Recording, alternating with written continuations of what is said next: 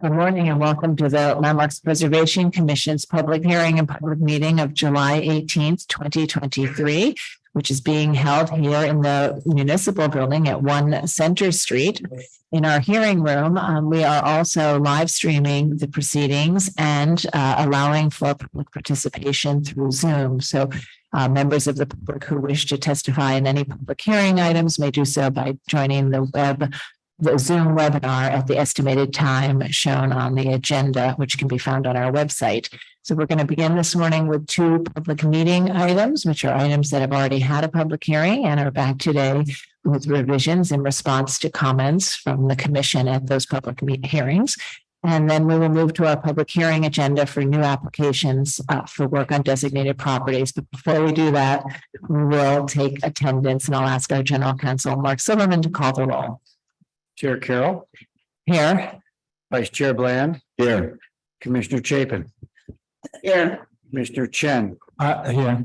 Commissioner Chu. Here. Commissioner Ginsburg. Here. Commissioner Goldblum. Commissioner Jefferson. Here. Commissioner Lutfi. Here. Commissioner Master. Commissioner Holford Smith. All right, and I'll turn it over to Corey Harala, our Director of Preservation, to take us through our agendas today. Thank you, Sarah, and good morning, everyone. We'll start today's Preservation Department agenda with public meeting item number 1, LPC 23-06465. This is an application for a certificate of appropriateness in the borough of Brooklyn, block 252, lot 59, 33 Joralemon Street in the Brooklyn Heights Historic District. A 1-story garage building built in the 20th century, and the application is to demolish the garage, construct a new building, and create a curb cut. This was last presented at the public meeting of July 11th, 2023, and no action was taken at that time. The staff will present the revisions to the proposal. Morning, commissioners, General Method Preservation staff.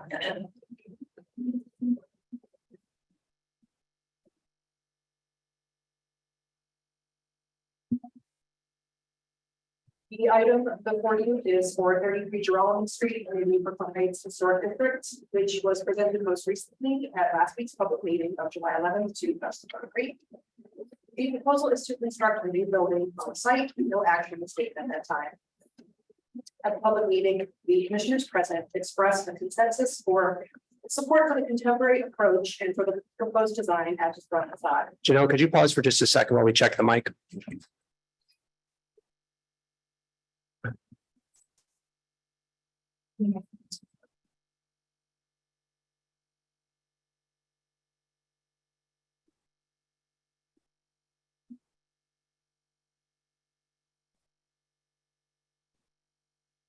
Should I start over or are we fine? Okay. However, some of the commissioners present felt that the alignment of the rear facade of the penthouse at the rear facade of the penthouse with the rear facade of the main portion of the building and the balcony at the cornice level did not relate well to the historic buildings at this row or within this historic district. The applicants have returned with a revised proposal. On the left, you can see the previous proposal, which featured a full width projecting balcony at the cornice level of the rear facade. On the right, you can see the revised design. The full width projecting balcony has been changed to a partial width Juliet style balcony.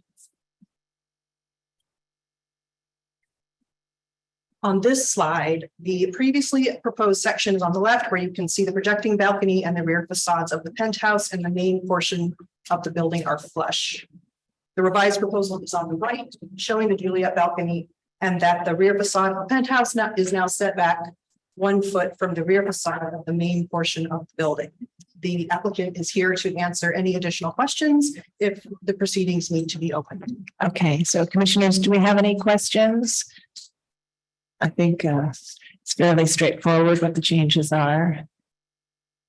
All right, so if there are no questions, I think we'll move into our discussion. And as Janelle presented, this was an application for a new building that we reviewed. And at the last public meeting, the commissioners were very comfortable and supported the front facade. And at the rear facade, we had a number of commissioners who supported that as well, noting that it was a comprehensive composition and that the context allowed for a new building to do something a little different, also noting fire escapes on an adjacent building that would be at the same level as the balcony. And some commissioners did ask that the addition be set back slightly and that the balcony be reconsidered. And so we'll have our discussion, commissioners. I'm going to start with those of you who were here who supported it. Commissioner Bland. As my fellow commissioners might remember, I've supported this right from the beginning, including the extended balcony in the back, saying that it related to other extended metal issues, which were mostly fire escapes, I think, within the rear yard. But certainly there's no problem I have with eliminating that and going with the Joralemon. So again, I think the front of the building is what the public is gonna see. And I think it's an excellent addition to the few, not too few, but a few contemporary buildings within the Brooklyn Heights Historic District. I think this will be a fine companion and a worthy of that contemporary group. So I'm completely in support. Great, thank you. And Commissioner Ginsburg, you also supported it last time. And I continue to support and think the modifications are fine. Okay, thank you. And Commissioner Chapin, you did also support it as is, although you did note that usually you would like to see a setback. So I wonder if these adjustments make you even more comfortable.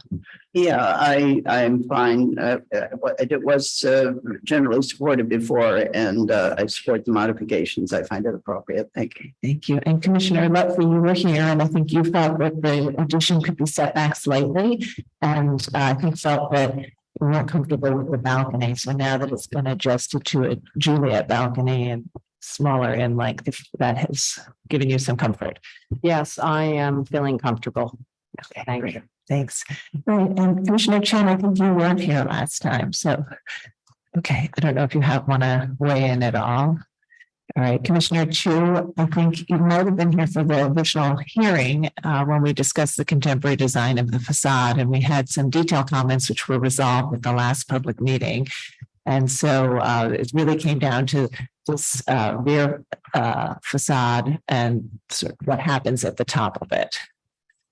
I think that the revision makes the significance of the weight on the top reduction, which is a good thing. I think it's a perfectly good proposal. Great, thank you. And I think Commissioner Jefferson, actually, I'm sorry, you were here and you did feel that the addition should be set back and the balcony was not a great neighbor. Yes, correct. I thought the balcony should be removed. And then I thought the setback should go back, but from what I saw, it only went back 1.5 feet. It didn't go back 3 feet. So I'm wondering if it actually went back at all. But that's Yeah, he'd set it back just slightly, I think, in the hopes that it would address the comments by some of the commissioners who felt that a slight adjustment would help it to relate to the context, but still allow it to be a comprehensive new building. Okay. All right, so I think we can make a motion to approve it. Vice Chair Bland, would you make the motion?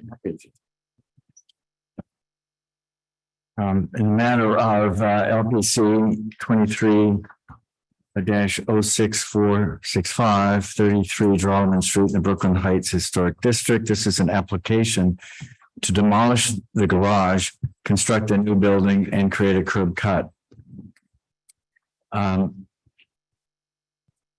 Let's see. I note that the existing one-story garage building and curb cut was built without Landmarks Preservation Commission or Department of Buildings permits on a lot that was vacant at the time of the designation of the Brooklyn Heights Historic District. Staff I also note that the north side of Joralemon Street between the Expressway and Hicks Street consists primarily of 3-story brick Greek Revival style row houses constructed in the mid-19th century that step in pairs uphill to Hicks Street.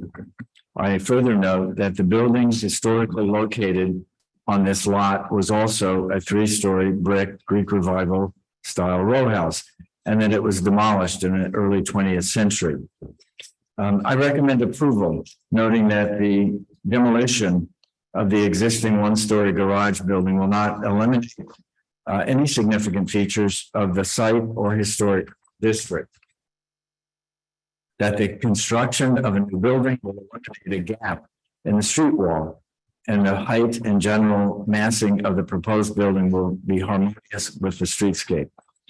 That the planes of the front and rear facades will align with the front and rear facades of the adjacent building and other buildings on the street side of the, on this side of the street. And the two-story extension at the rear of the building will align with existing rear yard additions at neighboring buildings to the west. That the window openings and cornice of the proposed building will align with the windows and cornice of the adjacent row houses to the east, thereby maintaining the rhythm of stepping houses in this streetscape while varying in detail. That the design and materials of the front facade, including red brick, punch window openings with simple fenestration and a simple painted fiberglass cornice, will harmonize with the historic buildings in the streetscape. That the design details of the front facade featuring stepped brickwork at openings and soldier coursing at the base of the building will recall in a contemporary manner the decorative masonry detail and articulation found at other historic masonry buildings in this row and elsewhere in the historic district. That the proposed at-grade entrance will occur on the same side of the building as entrances at other buildings throughout the streetscape, and is consistent with at-grade entrances found on altered buildings within the historic district. That there is some precedent for garages which directly front the street on buildings from various periods within the historic district, primarily at converted carriage houses. Therefore, the presence of the garage on the primary facade and curb cut will not call undue attention to itself. That the railings at the front of the roof will not be visible from directly across the street. That a visible penthouse seen only from limited vantage points at a distance and within the context of secondary facades and other visible rooftops will not call undue attention to itself or detract from the neighboring buildings or the streetscape. That the gray finished standing seam metal cladding of the penthouse and black finished metal railings will be typical of rooftop additions and accretions found within the historic district and will have a discrete presence within the roofscape. That the penthouse will be set back from the rear facade and will be clad in a different material, thereby reinforcing the cornice line and the massing of the row. That the rear facade, featuring brick masonry with punched openings, will be simply designed with a high solid to void ratio and will be residential in character. That the proposed window openings at the top floor of the rear facade relate well to the size of the windows in adjacent buildings in the row, thereby supporting the fenestration pattern at the row, and that the work will not detract from the special architectural and historic character of the streetscape and the Brooklyn Heights Historic District. Thank you. Commissioner Ginsburg, would you second that motion? Second. Mark, will you call the vote? Chair Carroll, Aye. Commissioner Bland, Aye. Commissioner Chapin, Aye. Commissioner Chen, All right. Commissioner Chu, Aye. Commissioner Ginsburg, Aye. Commissioner Jefferson, Aye. Commissioner Lutfi. Aye. With 8 in favor and none opposed, the motion passes. All right, that's approved. Thank you. And we'll move to the next public meeting item. Right, and that's public meeting item number 2, LPC 23-0310, 03010. An application for a certificate of appropriateness in the Borough of Brooklyn, Block 1222, Lot 40, 120 Kingston Avenue in the Crown Heights North Historic District. This is a Renaissance Revival style flats building designed by Axel Hedman, built circa 1900 to 1902, with a streamlined style storefront added in the mid 20th century. The application is to replace ground floor infill, modify and create masonry openings, and install signage This was last presented at the public meeting of June 6, 2023. No action was taken at that time. The applicants will present their revisions to the proposal after we open the proceedings. Okay, Commissioner Chu, would you make a motion to open the proceedings? So moved. Thank you, Commissioner Jefferson. Would you second that motion? Second. All in favor, say aye. Aye. Any opposed? All right, the applicants may present. Good morning, Commissioners. Thank you for taking the time today to hear us this morning. To quickly introduce ourselves, my name is Minosha Oya. I'm the project manager at Krishna Studios, Architecture and Design PC. On the team, we also have Valeria Abdulina and Kanapa Chow joining online. And finally, next to me is the principal of the firm, Mr. Adam Krishna. Since our last presentation on June 6th, taking the feedback from the commissioners, the public, and working closely with our preservation list, we've come today to show you the latest developments of our project. We have prepared a few slides comparing our previous design to the current design, along with slides to break down these changes for added clarity. I think I'm going to brush off this first slide. I think we're all familiar with the zoning properties of the building. Oops. Okay, so looking at these 1940s tax photos, our approach to the proposed work has focused on historical preservation of the building and its references to these 1940s tax photos, as almost nothing can be salvaged from its more recent history as the Kingston Lounge. Our goal is still to maintain as much historical fabric as functionally possible. These 1940s tax photos and the information they provide would be the foundation for our proposal and our attempts to bring the building back to its original integrity. For example, the projecting storefront and storefront design from these 1940s tax photo is a major focal point in our investigative process, as it was a significant element of the building during this time and a significant element of the building in our design presented today. This has not changed. I'm actually going to skip over these plans. We'll get back to these in a second. So looking at these comparative slides of the former design presented on June 6th, which is at the top, with our redesign at the bottom, there are a few changes to go over, which again come from our understanding of the feedback received during our last hearing. The most obvious change is the storefront and storefront window bulkhead design. In our previous design, we decided on a brick finish for the bulkhead, which will require a new element, a new brick to match the existing historical Roman brick, which we understood as being troubling given the amount of new brick needed and the inability to get the exact historical brick without doing custom brickwork throughout. Instead, we decided to introduce a pressed or stamped aluminum finish for the window bulkheads throughout, which achieves the following. It allows us to infill the areas where historical brick was never present without introducing a third material to match.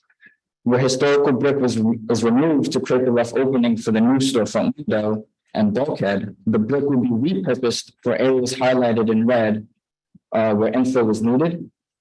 I don't know if that's coming out clear there, but there's some areas here. Okay, she's helping out there.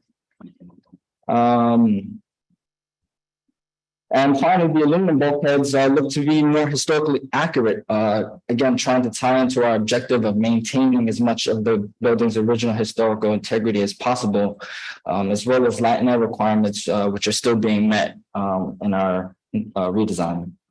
Other changes include the adjustment of the location of these storefronts in a way that creates more visual harmony between the first floor and upper floors.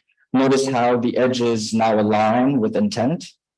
You may also notice the mullions of these storefronts for these storefront windows have also increased slightly in thickness due to the snap trim and glazing stop, creating a more pronounced profile.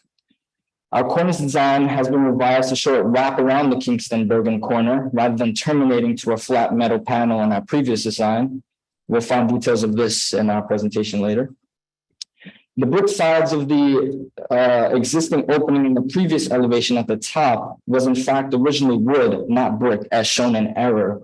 In order to represent a more historically accurate renovation, the existing Bergen Street entrance was revised to show a wood door with wood side panels. And we're thinking of a red oak wood, which we'll show on a later slide. As we look at the Kingston Avenue facade, again, notice the metal panels at the bulkhead where the brick veneer to match was located previously. Again, the cornice wraps around the Kingston Avenue facade, providing more consistency throughout the first floor level. The residential entrance at Kingston Avenue to access the second and third floors will now be the same type, material, and size as the Bergen Street entrance door that we saw in the previous slide. And then the relationship between this door and the fixed storefront system has been revised to have a single transom window above to create a more smooth transition amongst the mullion system with our fixed storefront system. And then I'll just quickly go back to the plan that I skipped over. Apologies. So turning back to the plans, in terms of design changes, again, the storefront location were revised to work better with the upper floors. The door at Bergen Street has been revised to represent a more accurate condition, showing the new red oak wood side panels and the existing masonry opening to remain as shown in the elevations. In terms of program, again, still same thing. Nothing has changed in that regard.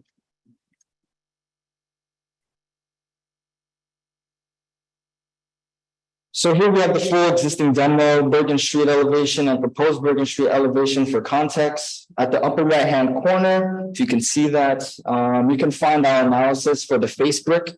And you'll notice that we've calculated roughly 84 square feet of brick to reclaim and 76 square feet of area to infill. This means that we're able to repurpose as much of the existing brick as possible to avoid introducing any new brick or brick to match. Here we have the full building elevation of existing and demo at the Kingston Avenue elevation, as well as material callouts on the sides. Here we have our door and window elevations with all proportions, with all dimensions to understand the proportion and size of these elements. Again, notice the thicker mullion setup in this new storefront design. Here we're looking at a couple of our door and window details for the double hung window, fixed transom window, and the entry doors throughout. Tough to see that. Apologies. Here we have some close-up shots looking at the elevation for your reference, along with some pictures that were taken showing the more current condition of the building and some of the existing streamline elements which are still present on the building at the bottom left. So again, you can see we have the wood door, the redesign of the Kingston Avenue storefront bulkhead, as well as a couple of areas at the top where we see Bergen Street's changes as well.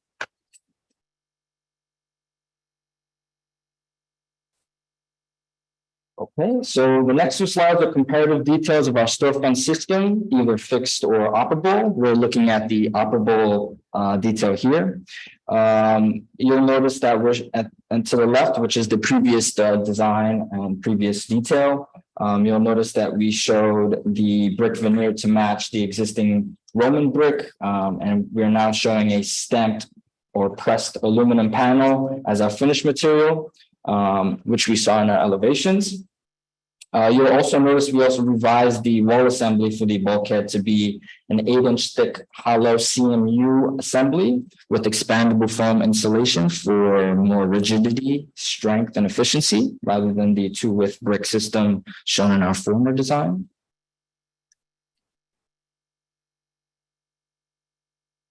Here we're looking at the fixed storefront detail located on Kingston Avenue.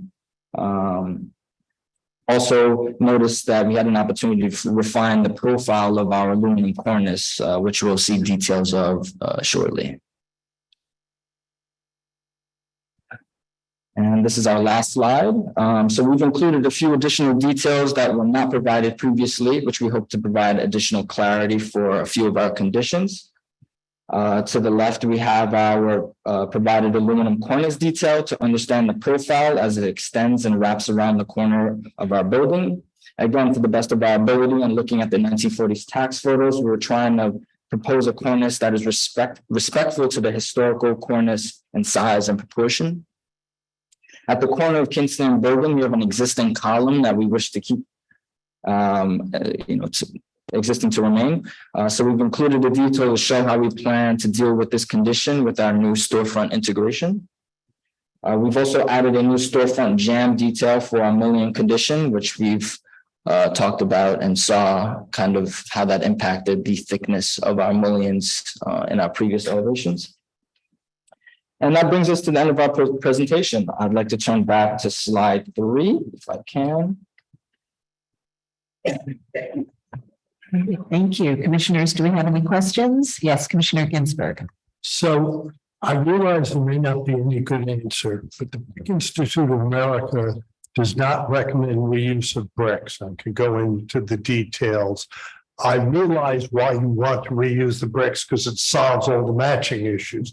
Have you looked at this and how are you going to address the fact that it may not be ideal to reuse the bricks from a construction perspective? I'll try to answer that as best as I can. He's speaking on my, sorry. I'll try to answer that as Adam Kushner here. We're aware of that. We believe the merit is very viable. And we think we can take steps to save the brick. I mean, as we've said before, it's very hard to match this brick. So we just felt like this was the better approach than to, we think we could say that we give ourselves a little bit of cushion. I mean, we have like 15% overage. We'll be really careful in demolishing it. Thank you. Other questions? Vice Chair Bland. If I could, I'd like to weigh in on that topic. Around this table and for years, we have often suggested that brick be reused. So it's interesting to hear that the Brick Institute, which may have an ulterior motive, just think that through, suggests that they don't reuse brick. So I'll just leave it at that. But I think there's a long history around this commission of reuse of brick, and I think I've never heard that there's a problem. Yeah, and I think our staff can investigate a little bit further as well, because we have actually recommended reusing brick in reconstructions and modifications. Other questions? All right, so I think we can begin our discussion. And the last time, as was presented, that we saw this, I think everybody recognized the housing goals of the project. It really supported that and commended that effort, and recognized the challenge of sort of maintaining a storefront presence at the ground floor while adapting for housing. But I think applauded the approach and really we had detailed comments, and they focused around the cornice wrapping around the building and the brick veneer at the base. I think everybody felt that wasn't successful, and that you should think of a different material for the bulkhead of the storefront, which is now proposed to be metal to match the rest of the storefront framing. And finally, to look at the proportions and articulation of the storefronts, both in terms of their relationship to the upper floors, but also how it wraps around the corner. And you've shown us today your responses to that. So we begin our discussion. Commissioner Chu, I think you kicked it off last time with basically all of these comments that most everybody was aligned with. Sure, thank you. Yeah, I'd like to thank the applicant for listening to all our comments and taking them into consideration on this revised proposal. Why don't I go through the various items that you've addressed one by one? I think in general, I'd like to compliment you on the proposed redesign. I think that there's a lot of improvement. I think the significant change here is from the thin brick that you were proposing previously below the windows have now been replaced with the stamped metal. I think that it's a big improvement. I think in general, it helps increase the sense of storefront at the ground level, distinguishing it from the residential floors above, which the previous Kingston Lounge did so successfully. I think that in general, the improvements to the entry doors are also good. It eliminates the sense of other zones above that seemed messy, and this is simplified both, especially on the other elevation. let me see, the consistency of the profile of the cornice, I think, is a big improvement. Having that wrap both facades and not creating that flatness around this corner. I like the door elevation, the horizontality, getting rid of the little transom, all cleaned it up quite nicely. Also having the solid panel, which matches the stamped storefront to the side, improved. I don't have any issues with this. I think that in general, the profiles for the mullions are increased, giving it more depth in shadow play, which is also improved. I think it's great. I would approve this proposal. Thank you. Great, thank you so much. Commissioner Jefferson, I think your comments are also largely about the proportions. Can I make Yes. one last comment? I did look at the details and I would recommend the applicant work with staff on the waterproofing of the base of the projected element, because I think it's lacking some flashing. Just with the plywood and the meeting of the underside to it. Commissioner Jefferson. Resolution of the elevation base middle cornice is well resolved. I think that the resolution of the facade is well done. Replace ground floor infill, appropriate. Modify the masonry openings, appropriate. And install signage with a question in my mind about where it is and the proportion, but I think I'm willing to accept it, appropriate. Thank you. Commissioner Lutfi, I think you also had similar comments, particularly about the proportions and details of the storefronts and wrapping the cornice and of course the bulkhead material.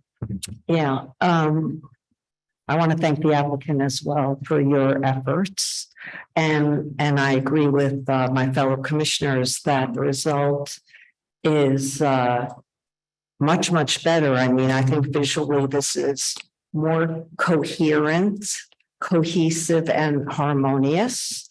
The building overall works is knitted together in a much better way. Removing that thin face brick at the bottom and replacing it with the metal, I think was really critical. First of all, you're defining your storefronts individually, in a stronger way and visually more attractive way. But the other thing that you're doing is you're really anchoring the building and the base of the building. And I think the weight is helpful. I think it also is a better connector with the rest of the street line, I'm sure. I think the work on the door makes sense. And the fence is very simple and it doesn't compete, which is wonderful because there is a lot going on here. And I think the signage works as well. Great, thank you. Vice Chair Bland. I wasn't here. So you were in your comments. Yeah, you were completely aligned with Commissioner Chu's comment. Oh, yeah, that's right. Okay, I'm missing the next week. I can easily then say, if I was aligned with him before, I'm aligned with those extensive comments that he's just made now as well. So thank you. Okay, thank you. Commissioner Chen, I think you also aligned with many of the comments. Yeah, and I like Commissioner Chu's observation. I think the flashing detail when it was the base is, I was looking at the same thing earlier. I was wondering the same thing. So I'm glad for a detailed comment. Okay, and Commissioner Ginsburg, I think you had concerns a little bit about the funds. I don't know if that's been addressed. I think this is an improvement and approvable and appropriate. And I thank the applicant for listening to our comments and addressing them. Okay, great. And Commissioner Capen, you were not here. I think that it's a big improvement, and I agree with everyone's comments, particularly Commissioner Chu's detailed analysis of why it is an improvement over the previous presentation, and definitely approvable. Okay, great. So I think we have a consensus. Commissioner Chu, would you be able to read the motion and we can add that they should work with the staff on the flashing waterproofing detail? Broadly. Okay, in the case of LPC 23-03010 120 Kingston Avenue, Crown Heights North Historic District. The application is a Renaissance Revival style flat built building designed by Axel Hedman, built in 1990 to 1902, with a streamlined style storefront added in the mid-20th century. Application is to replace ground floor infill, modify and create masonry openings, and install signage. I recommend approval, noting that the building style, scale, material, and details are among the features that contribute to the special architectural and historic character of Crown Heights North Historic District. Recommends approval, finding that the remaining streamlined style storefronts elements are damaged beyond repair. Therefore, the replacement of the existing ground floor infill and materials will not eliminate any intact architectural features. That the proposed work will review and restore historic Renaissance Revival style features that remain intact, including brickwork, detailed masonry lintels, masonry surrounds, and cast iron pier, thereby helping to return the building closer to its original appearance. That the alignment and proportions of the recreated storefront bays will relate to the fenestration at the upper floors, thereby helping to unify the facade composition. That the installation of new storefront infill at the Kingston Street and Bergen Street facades will recall the historic commercial use at the base of the building. That the design materials and details of the new infill, featuring dark metal framing, large display windows, metal and glass doors, transoms, and paneled bulkheads, will recall the storefront infill historically found at this building and throughout the historic district.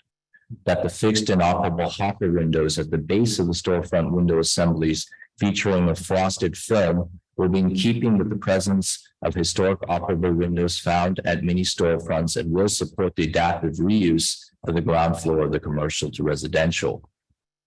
That the installation of the new metal cornice above the storefront infill will be in keeping with his typical historic sign bands and cornices that transition between commercial ground floor infill and residential upper floors. That the removal of the plain masonry stoop and lowering of the entrance at the Bergen Street facade will not eliminate a significant feature of the building and will support the adaptive reuse of the ground floor of the building. That the new ground floor entrance infill at the Bergen Street and Kingston Avenue facades, featuring paneled wood and glass doors and transoms, will be in keeping with the configuration, material, and detail of building entrances found on buildings of this age and style.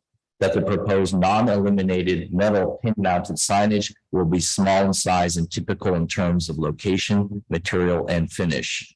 That the restored neon Kingston lounge sign will be installed at the interior and will be visible through the corner display windows to recall and memorialize the historic mid-century jazz club which once existed at this location.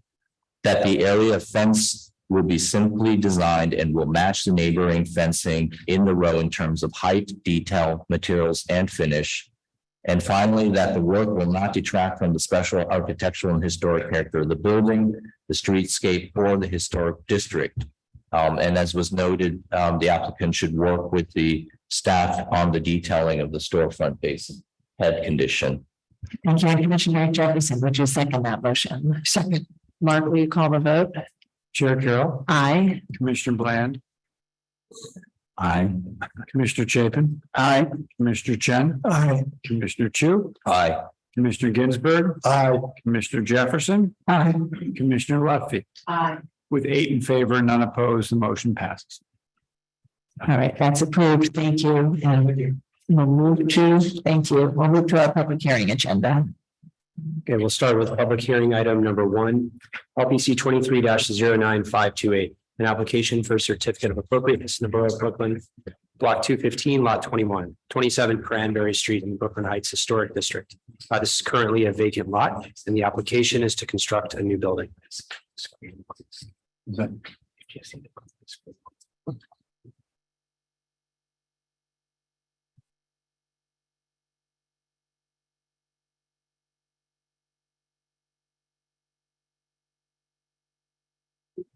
Was it? Oh.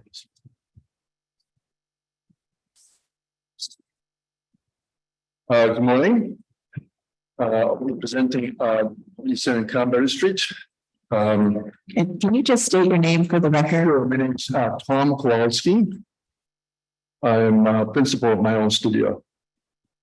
And I'm a new architect for the project that has been, previously here, I think, reviewed a number of times. Oh,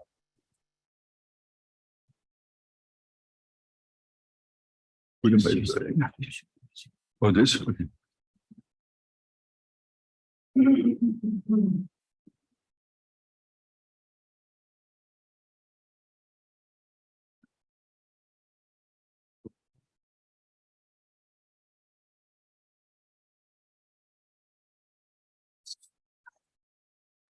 Or is it delay? Yeah.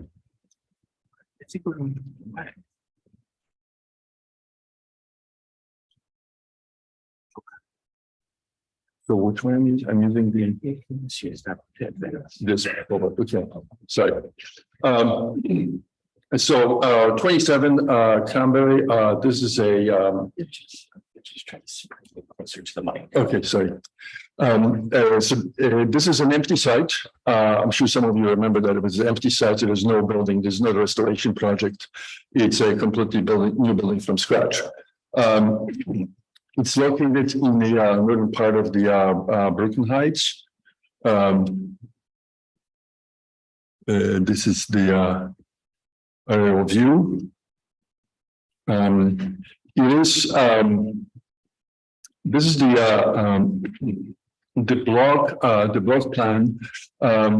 It's a very unusual in a sense that the darker it is, the taller the building is, and it's atypical. It's not a regular donut. There's variety of buildings in size and height. There's really no your typical townhouse kind of or organization with cornice line and so on. So in fact, it's quite a difficult site. So these are just the general views. On the left, that's the front view of the site, where the construction fence is. Then to the right, it's a view from Hicks, and on the lower left, it's a view from the Willow Street. So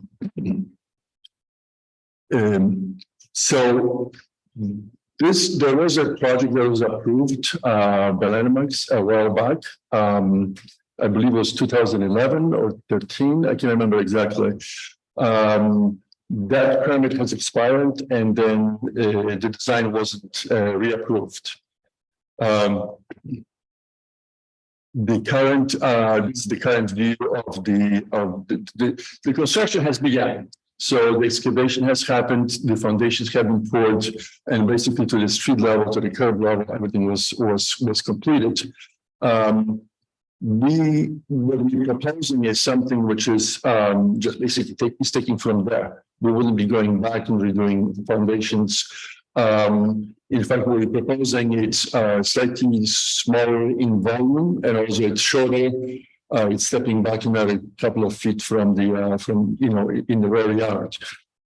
So in terms of foundations, that will not be touched. We'll be building from then on. Now, in terms of the design itself,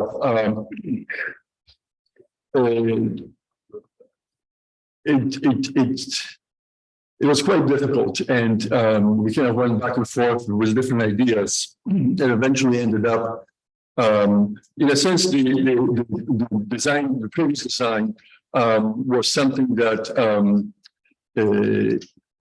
kind of gave us a clue, maybe what to avoid in some sense.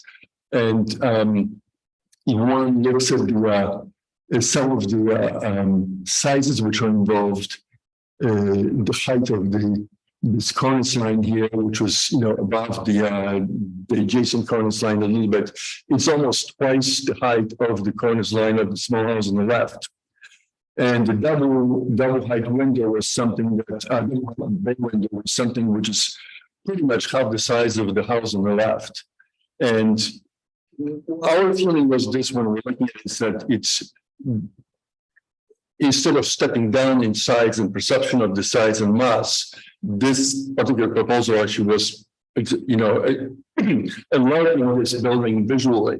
So we took our, we kind of said, okay, we'll forget about that. And then kind of try to listen to the site, what the site wants, what is the, you know, the basic arrangement that would kind of work. I'll show the finished product, and then I have to, it's not a linear kind of thing, so I have to go back and forth a little bit. So we arrived at something, so idea in principle was on a micro scale is to find something that will be joining the two sides, opposite sides, rather than disjoining it, introducing typology out of the blue and copy paste that and then trying to kind of massage it so it would fit to the rest. So I'm going to show the three main views. Oh, and I haven't been here for a while, so I didn't realize that this image hangs in the side. Just brought it in because ultimately we kind of relate to that. So this is what we're proposing. Everything is different on different screens. Anyway, it's completely different colors. But anyway, so this is the view kind of approach from Willow Street. This is the view, kind of frontal view, kind of standing on a stoop on the other side of the street. And this is the view from approach from the Higg Street. So, so there's kind of like a different layers of what we have done. And do I see? Okay, so this is like a kind of very simplified massing diagram, which we, I mean, we try different things. This is what we arrived at yet. So on the very left, we thought that, first of all, there was a very strange, I mean, that whole condition of pushing the townhouse by 5 feet in without being on the corner or without having kind of repetition further on, it just didn't make much sense. Just introduce more kind of this disjointed condition. So we kind of like try to figure out how we can connect all those things together. So at the same time, another thing is, how do we make it very light? Because before was the giant stoop and all that, everything seems heavy and kind of imposing, and especially between in front of the Littlewood house. So where we ended up in the end is the number one step. We decided, okay, we're going to keep the base recessed. Then the big move was to take the geometry from the other side, from the opposite side of the street, and which is kind of mediating between the two planes. Plane, which is the existing two brick houses, which are similar, which is interesting condition because that also exists on the other side too, and there's even more than that. And then bring that plane kind of fold in and in line with the small house, and kind of reducing the disjointness in a sense. Then the other thing was to instead of going straight up, and it was the cornice and all that, we kind of made the top floor coplanar was the roof of the small house, and then the fourth move was to introduce the penthouse. The problem is big. Anyway, so that's the major moves. So I'm just going to go back to the. Yes. So what happened is that so we're keeping the cornice line, and then as we wrapping around and introducing the sloped roof, that allows us to bring that edge down by about 6-7 feet, which is then much more kind of friendly to the wood house on the left. Then there is the other thing is that so we choose. I'll show the materials, but the idea is that to take the same brick, pretty much the same brick. I have a picture later on. I will show you I have the sample brick and against the house on the right. So idea was here is to not to introduce anything like a double height bay window and so on, but to introduce kind of optically kind of try to scale down as much as possible. So the idea is for not doing the 3 bay windows on the 2 bay windows in the balcony is to kind of 2.5 stories. Kind of, so it reads, doesn't read its full 3, even though it do full 3 stories, it kind of has kind of a little bit of a dent in that 3-storiness. And then as you go further down, we're hiding the third story windows in the corners. So then that's definitely it reads as a 2.5, which is basically what the wood house is. And then of course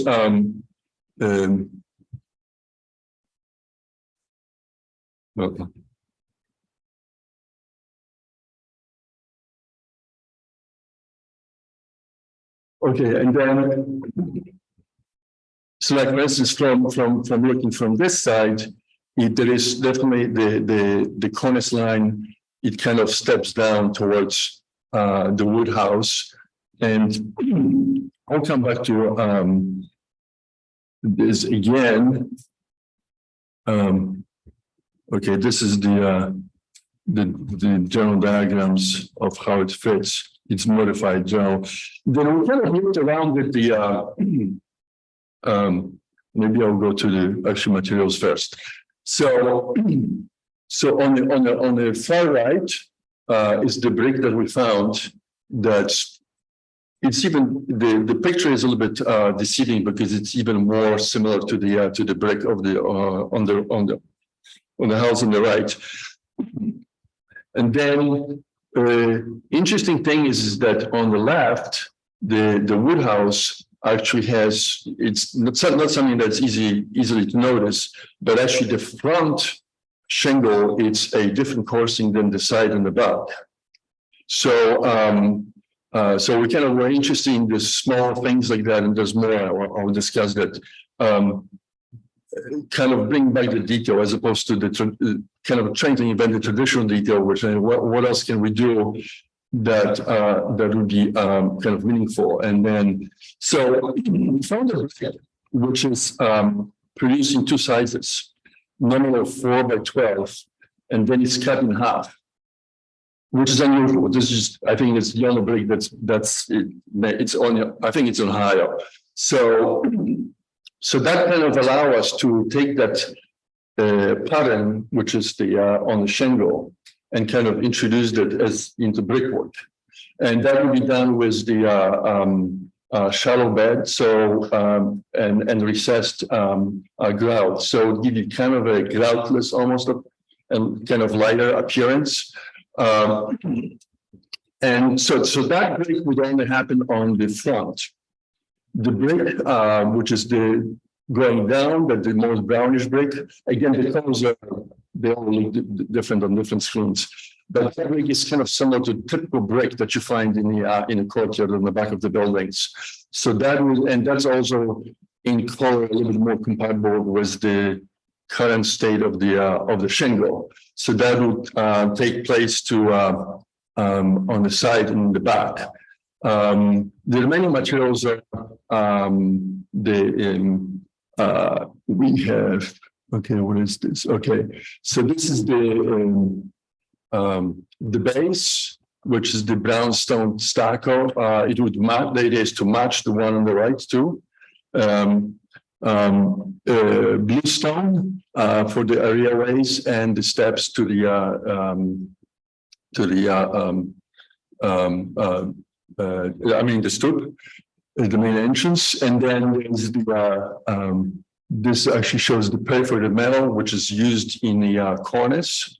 It's about less than 20% open, so it will be more open when you're up there as opposed to looking up from the street. But then with a little bit of transparency and kind of lightness to it. And then a sloped roof, which will be visible from the street too, would use the slate, natural slate, kind of similar as the on the other side of the Willow Street on the corner. And I'm going to go quickly back.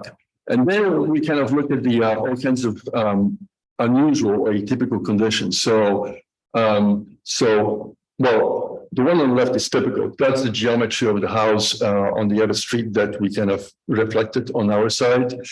Then the middle upper image is it's a very unusual house. It's only 2 blocks down on Willow Street, and has very interesting conditions with balconies and recesses and all that. So we thought it was important.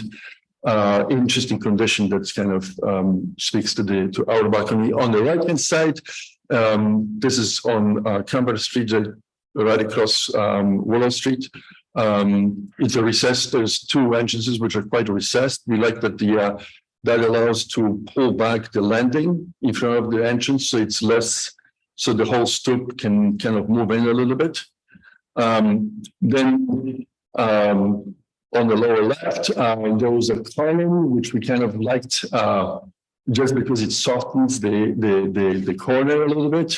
Bay window, there's many examples of the bay windows. And then another interesting sort of small thing, all the wood houses that have wood stairs have like this curb on the sidewalk, concrete curb, which is less of a stoop and more, I mean, the wooden steps are almost like a bridge between the sidewalk and the house itself. So I'm going to go back.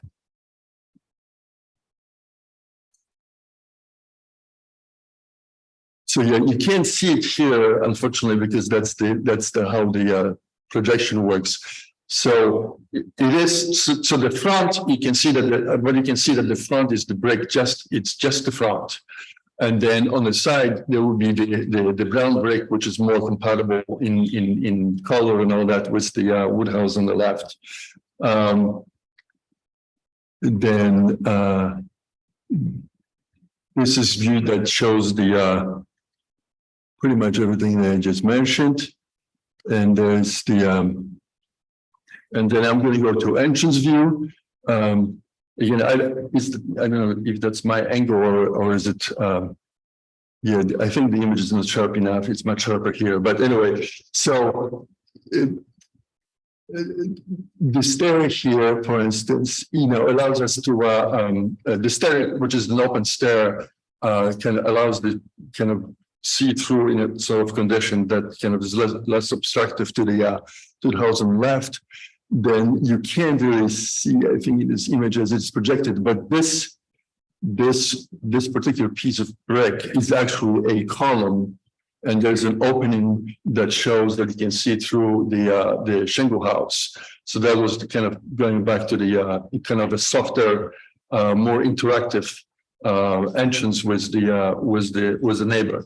And also this shows the brick pattern, which I know we find it quite interesting, cantilever. The idea here is like when you step away farther on a Hick Street or the Willow Street, you will not see a lot of it. It's going to be more like a brick, just not a brick house, but only when you come closer, all those details will reveal themselves. Yeah, that's it. Okay, I have to move on. So I think I covered mostly everything. There's okay, this is the visibility from Madison Street. There's going to be a little corner that's going to be visible. And after that, there's the we have the site plan. Site plan that shows more in detail the relationship. That's the small wooden house and the house on the other side, right here. This shows you a small house and the coplanar roof planes section. I'm going to go through that just very quickly, and then I'll go back if there's any questions. It's on the left, it's the front. On the right, it's the rear facade, which is a simplified version of what was before. There's the plans. We have a bunch of details which we kind of worked out in principle. We can maybe get to the details if we have questions. You have questions? If we have questions. Yeah, so I'm just I think- going through it. Okay. Got a good So that's agreed. Okay. Okay, have a good sense of the front facade and the side and the rear facade and their respective contexts. All right, commissioners, do we have any questions? Yes, Commissioner Ginsburg. This is minor, but that front railing, the spacing seemed very wide. And I'm not sure it meets code, and I'm just asking. They're supposed to be 4 and 2 inches. Right, it doesn't look. I know, it's. Also, when it turns the corner and steps down, is that side wall black? It doesn't seem. Unfortunately, that's just the image problem. It's the dark brick, which is the brownish darker brick. I can go back to that. Okay, thank you. It's the same brick that's being proposed for the rear facade, correct? Right. Okay, That's basically what you see, for instance, here on this image. Where's my thing? Oh, here. Okay, I need to cancel something kicks in. all right, other questions? Yes, Commissioner Lutfi. Could we go back to the front facade for a minute, please? I think like page 11.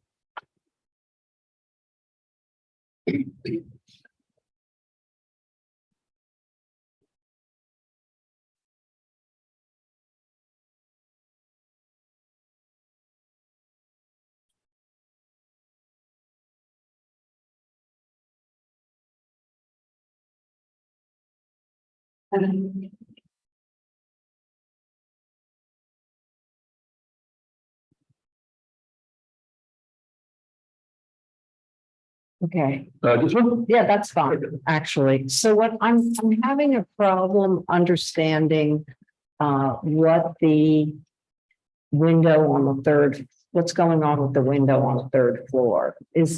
Are there partitions? Is there like a little balcony in there? Yeah, this right here, right? Yeah, uh-huh. Yeah, Yeah, that, I understand. Yeah, I see way much more than you can see. Yes. So this is there's a glass door which is recessed, mhm. and that creates it's a usable balcony. Okay, thank you. Okay, yes, Commissioner Jefferson. I have a question on page 13, the diagram. On the left-hand side, those dormers are the penthouse, correct? I'm sorry, can you? On the left-hand side, the dormers, on the right-hand side, I'm sorry, the dormers are the penthouse, correct? Yes. So, have you changed in the actual project, did you make them, is the penthouse in plan changed? This is kind of an enjoyable diagram, and obviously once we started working on the actual plans and we tweaked things around. So there's a discrepancy between this.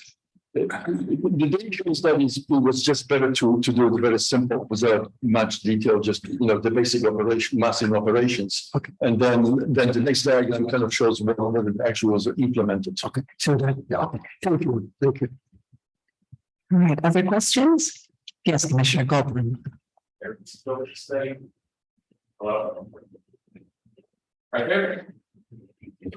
there visibility studies of this that show the visibility of the top floor from various vantage points? Are there visibility studies that show how visible and everything at the top will be from various vantage points? Yes and no, meaning that it will be definitely visible. It's not visible from till you come around on your way to Willow Street. That's where it starts showing up. And then if you go to the corner, that's going to be obscured again. So there's maybe, I would say, 60 feet on the sidewalk when you walk on the other side that you would partially see that. So yeah, so this is this up here. It's the penthouse edition. Now, obviously, on the other side, on the Midas Street, we'll be visible too. All right, other questions? Yes, Commissioner Chu. Just again, I'm trying to understand your drawings. If you look at, I guess this is 22, your elevation proposed front. Drawing, okay, yes, Just a line drawing. yeah. Okay.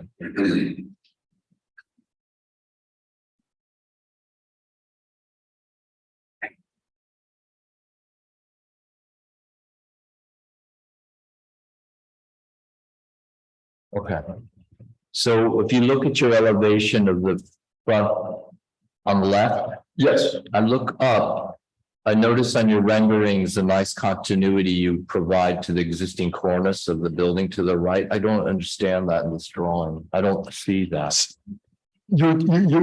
is this, right? This element. Yeah, but it's aligned to the existing building on the right in your rendering. Here, I don't even see a cornice. I just see a red. Like line, yes, the top of the cornice is this line here. Right, to the building on the right, but on your proposed elevation, where is the cornice? Am I not seeing? Oh, yeah, so this is the cornice line. This is the perforated metal. On your building, do you have a cornice on your Building on the left of that, where's your cornice? So the cornice line is, but you know, right here. Sorry, this It is is not shown. in You gotta the- go to the section. The section shows it. It looks like you cut it behind the cornice in the elevation. Like on page 31 of 42 shows it kinda. Okay. what it is that the cornice in this particular location is actually combined with windows.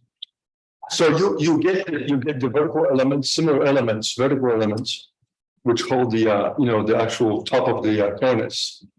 And then on the upper cornice, we have a perforated metal. And on the lower cornice, we have actual windows.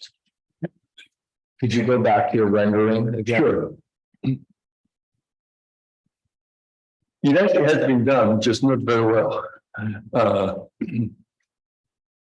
It's guys like that. You said a railing, wide, top plate. Is that what it is? That's what. Yeah, stuff like this, yeah. In the rendering, it looks like it's matching the profile of the cornice and then. Similar, yes. The idea is that it's the same language. Is it? Okay. Again, unfortunately, okay, you can see a little bit here, a little bit better, but unfortunately, the projection just doesn't show all the details which are on there. Okay, so it's really just a 90-degree. There's no articulation in. Articulation, which is the Vertical sticks on the guardrail is it, but otherwise I'm looking at. it goes up to the guardrail, yes, equivalent. Okay. All right, other questions? Okay, I just had a sort of a design massing question. So I understand that you're trying to relate to two different building types, the sort of later 19th century row house to the right, that's typical in height and massing, and then the federal style house to the left, which is shorter with a sloped roof. And I think I understand that you're trying to sort of address both and be good neighbors to both. But from a design perspective, how do you reconcile sort of this disjointed massing? You have a street wall that goes up and down, and then you have a sort of a visible pitched roof that is typical of a federal building, but not necessarily a Greek revival or Italian style row house. And so you've sort of got two different concepts going in this design. I'm just wondering from a design perspective, how you reconcile those. Well, it's definitely a typical condition. That's the period. There's no doubt about it. That's why, we worked. I mean, there is atypical conditions throughout Brooklyn. But in fact, the very first project I worked on and then a long time ago in the Park Slope had this condition, but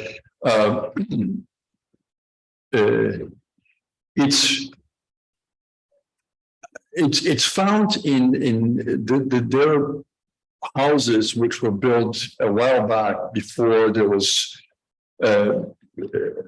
full kind of build out within the block, and they have quite often conditions which is Yeah, the house which is in the middle, for instance, on top. This is a house that actually had a secondary facade that was facing this middle of the block. And it has, and to this day, there's actually a gap, not unlike the gap that we have on this side. So it's a kind of a dual condition that that resulted in subdivided facade. So we kind of took that as a precedent, was what we were doing. And it wasn't sort of obvious and logical when you start with that, but that's kind of like what it ended up being and kind of works really well. So, we think that it kind of, it's a good kind of mediating, combination. Any other questions? All right, let's move to public testimony. We do have one sign up. We have Jeremy Woodall.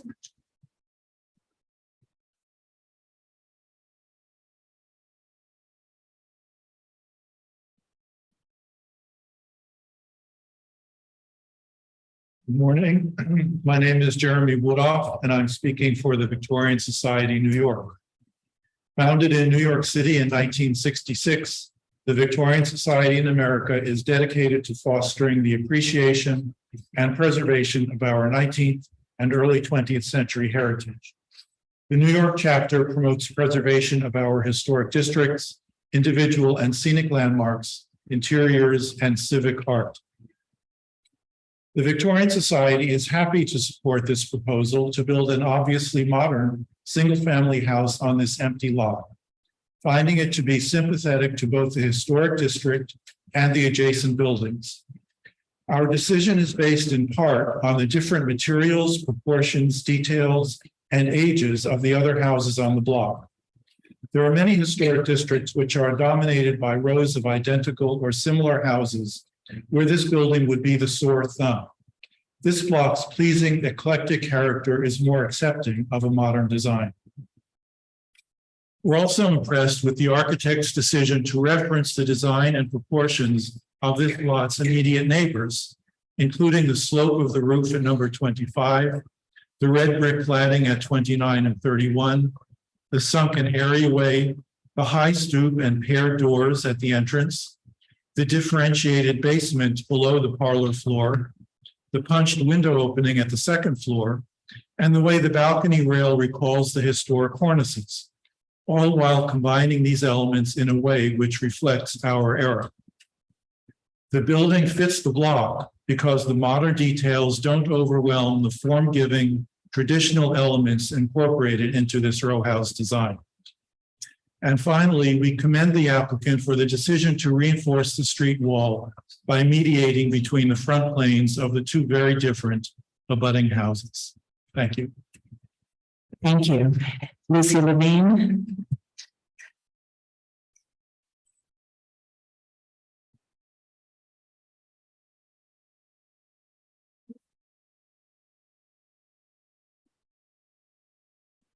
Morning, Commissioners. My name is Lucy Levine. I'm speaking on behalf of the Historic Districts Council. HDC supports this modern infill, which we think addresses the site better than the two previous proposals. There's a long history of contemporary row house design in Brooklyn Heights, which makes this appropriate within the larger context of the district. We commend the applicant for a design that reconciles the diversity of scale and style on either side of this site. While we understand there is an existing foundation here, due to previous issues at the site, we urge LPC to monitor construction here to make sure that neighboring buildings are protected. Thank you. Thank you. Is there anyone else in the room who wishes to speak on this item? All right, not seeing anyone else, I'll turn to Stephen Thompson to see if we have any remote participants.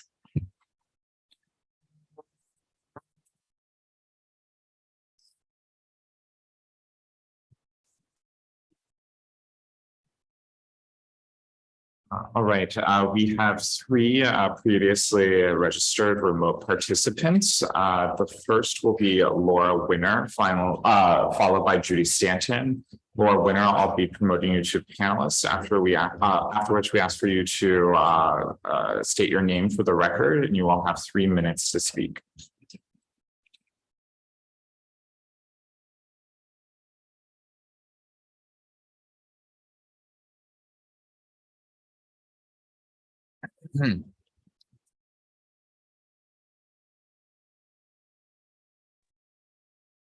Hi, my name is Laura Winner. I live at 30 Midoff Street, which is directly behind the site. And I'm here because I oppose this project due to its absolutely massive size. This proposed building is 64 feet deep and 49 feet high, which is way outsized in comparison to the other single family buildings on the block. This is not a family looking to build this size home, but a developer looking to maximize their profit through square footage. The two buildings next door, the row houses are both 40 feet deep, which I think is a very gracious size. Most of the houses on the block are much smaller, being small wood frame houses like my own and the other building next door. So essentially what they're proposing is a good 24 feet past the standard row house brownstone next door, the equivalent of a 2,400 square foot house basically tacked on to the back side. And the reason why the back is so important, it's important to me, it's important to preserve the donut hole, of course, but also this site can be seen from Midoff Street. There is a single story building at 34 Midoff Street, which is the Van Sickle Salon. And I believe, in my opinion, that they're downplaying the visibility of the penthouse in their drawings, given the additional height and depth in context to the neighboring brownstones. I think it's very important to consider this block. A lot of the single family homes are quite small, and in that context, this is really outsized. And in fact, there are two other buildings on the block that are similar sizes. Both are apartment buildings. One is a 10-story unit, or sorry, not a 10-story unit, a 10-unit apartment building on Willow Street. And the other one is on Midoff Street, 32 Midoff, which is only 50 feet deep, but a similar height and actually contains 16 units. So this developer is looking to go bigger than the 16-unit apartment building on Midoff Street on the same block. So I guess considering that context, I'm wondering if this massing is necessary, if they could scale back to the size of a more typical row house. Do they really need that penthouse on the top, which will be seen? Do they really need that extra 24-foot depth on the back? I thank the commission for hearing my commentary. Thank you for your testimony. Our next virtual speaker will be Judy Stanton. Judy Stanton, I'll be promoting you to panelist, after which we ask for you to unmute yourself and state your name for the record. You will be followed by Elizabeth Connick.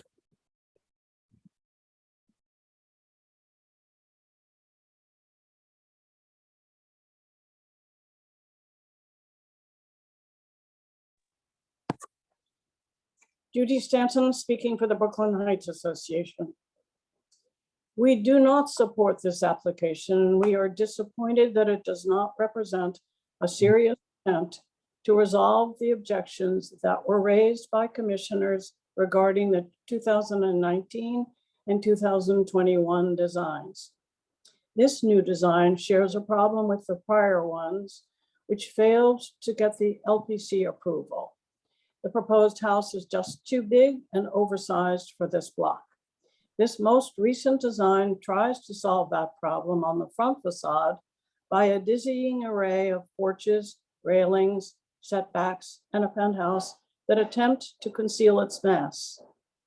This attempt fails because all of the bulk is still highly visible, overwhelming the small wood frame house adjacent on the west. Moreover, these concealing elements introduce a new problem by being overly busy and incoherent. A better solution would be to simply reduce the massing. The proposed design's contemporary approach could work with this streetscape, but its elements do not gel yet. The front-facing porches are not part of this street's vocabulary. The brick pattern is oddly modeled after the wood shingles to the left instead of taking cues from the masonry buildings adjacent on the east or those across the street.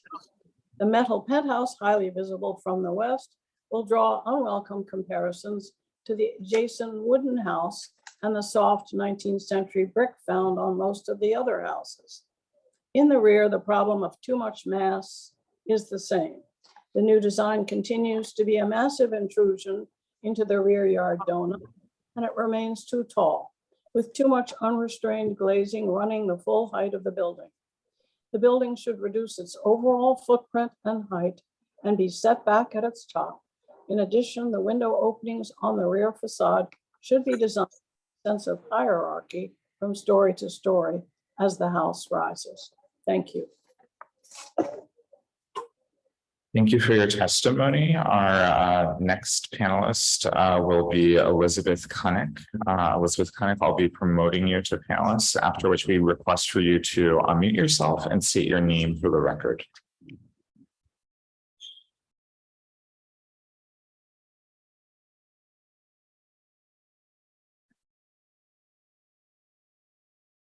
Unmute. I assume that I'm here. Confirmation will be welcome. So I would like to thank Ms. Levine, who spoke for the Historic District Council. The first thing I wanted to ask was that the houses immediately to the east and west be protected, given the history of the beginning when the foundation was laid and the damage that's occurred. A simple license agreement would be appreciated. I don't know if this is within LPC's purview. So sorry, would you please speak a bit louder so that we can hear everything here? That's great. So yeah, I don't know if LPC really can protect the houses. I just want 25 Cranberry Street to be standing at the end of this whole project. That's my biggest concern. I have no objection to a modern house at all. If this were like a luminous box floated in the middle of the garden, which indeed was what was there, not glass, but it was asked the last hearing what might have been here before there was a garden. Before there was an empty space in the front and then a little house floated in the middle. That would be kind of beautiful, but little doesn't seem to be what they want. I agree with those who said this is much too large. And if you talk about the incursion into the donut and look at the aerial view that was just presented, I believe it was page 3, really the center of this is all green, except for that one huge apartment building, which is directly behind my house, number 25 Cranberry Street. And pointing out that in the views that are shown of that, there's an outline drawing showing it towering over the houses on Cranberry Street. And there's the view of the current conditions on the site showing this huge building. This new house is going to be as tall as that building. So they're trying to make theirs look smaller by showing how big it is or that this is appropriate. I can't feel that that's appropriate. My substantive concerns are, I can't really tell. Is this house in alignment with the facade at number 25 or because of that recessed front entryway? And there's a brick pillar. So really, because on some of the views, it shows that it extends in front of number 25. I appreciate the lightness of the pillar because I think that is the case, that really it's not in alignment with the facade. But the problem with that lightness of that pillar is they made this nice, huge opening looking directly into the parlor at number 25. I suppose that's really my most substantive complaint. I can't really tell where the facade is. But I'll also say that when you're looking at the view, that proposed view, there are no views of the north side of Cranberry Street, just a little corner on Willow. But if you look down toward Hicks, there's 40 foot of just clapboard because this is very modest block, right? There are 3 clapboard facades on this block. You can't actually see that 40 foot of clapboard though from their drawings because there's greenery obscuring it. And in number 23, where they put a big oak tree in the middle of the house. So sorry, we're just about out of time. If you could please wrap up your statement. Yes, of course. It just makes me concerned. I don't feel that I can have absolute faith in what's being presented here. And I guess that's all I have to say. Thank you very much.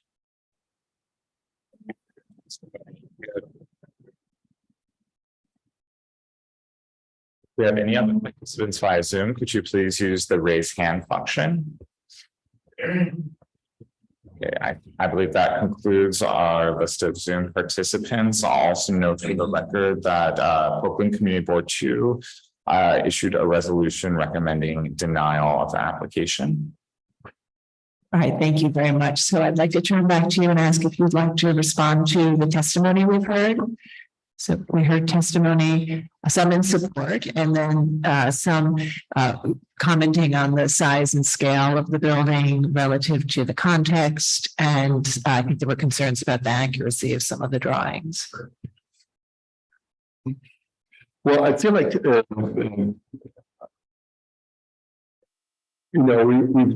gone quite a long way with the massing addressing the street. And given the program that we have, essentially without changing drastically the program of the house, it's I think this is it. So we made the protrusion in the backyard 2 feet less.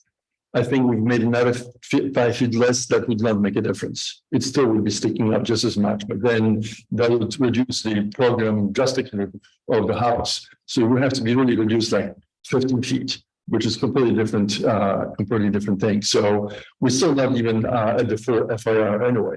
So there's already some square footage that has been given up. Okay, and just on the depth, I know we previously approved a building twice, previously approved a new building on this site, and at least the last one was the same depth that you're currently proposing. Or did you say you're too? The plans were about 64 and change, but we are at 62 right now. Okay, so you're less steep than the previously approved plans. And am I correct in understanding that some portion of the foundation is already completed based on that prior? The foundation up to the level of the street is essentially complete.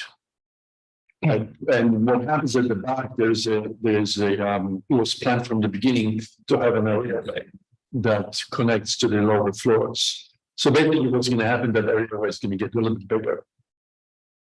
Because we're going to recede with the rear wall. Okay, thank you.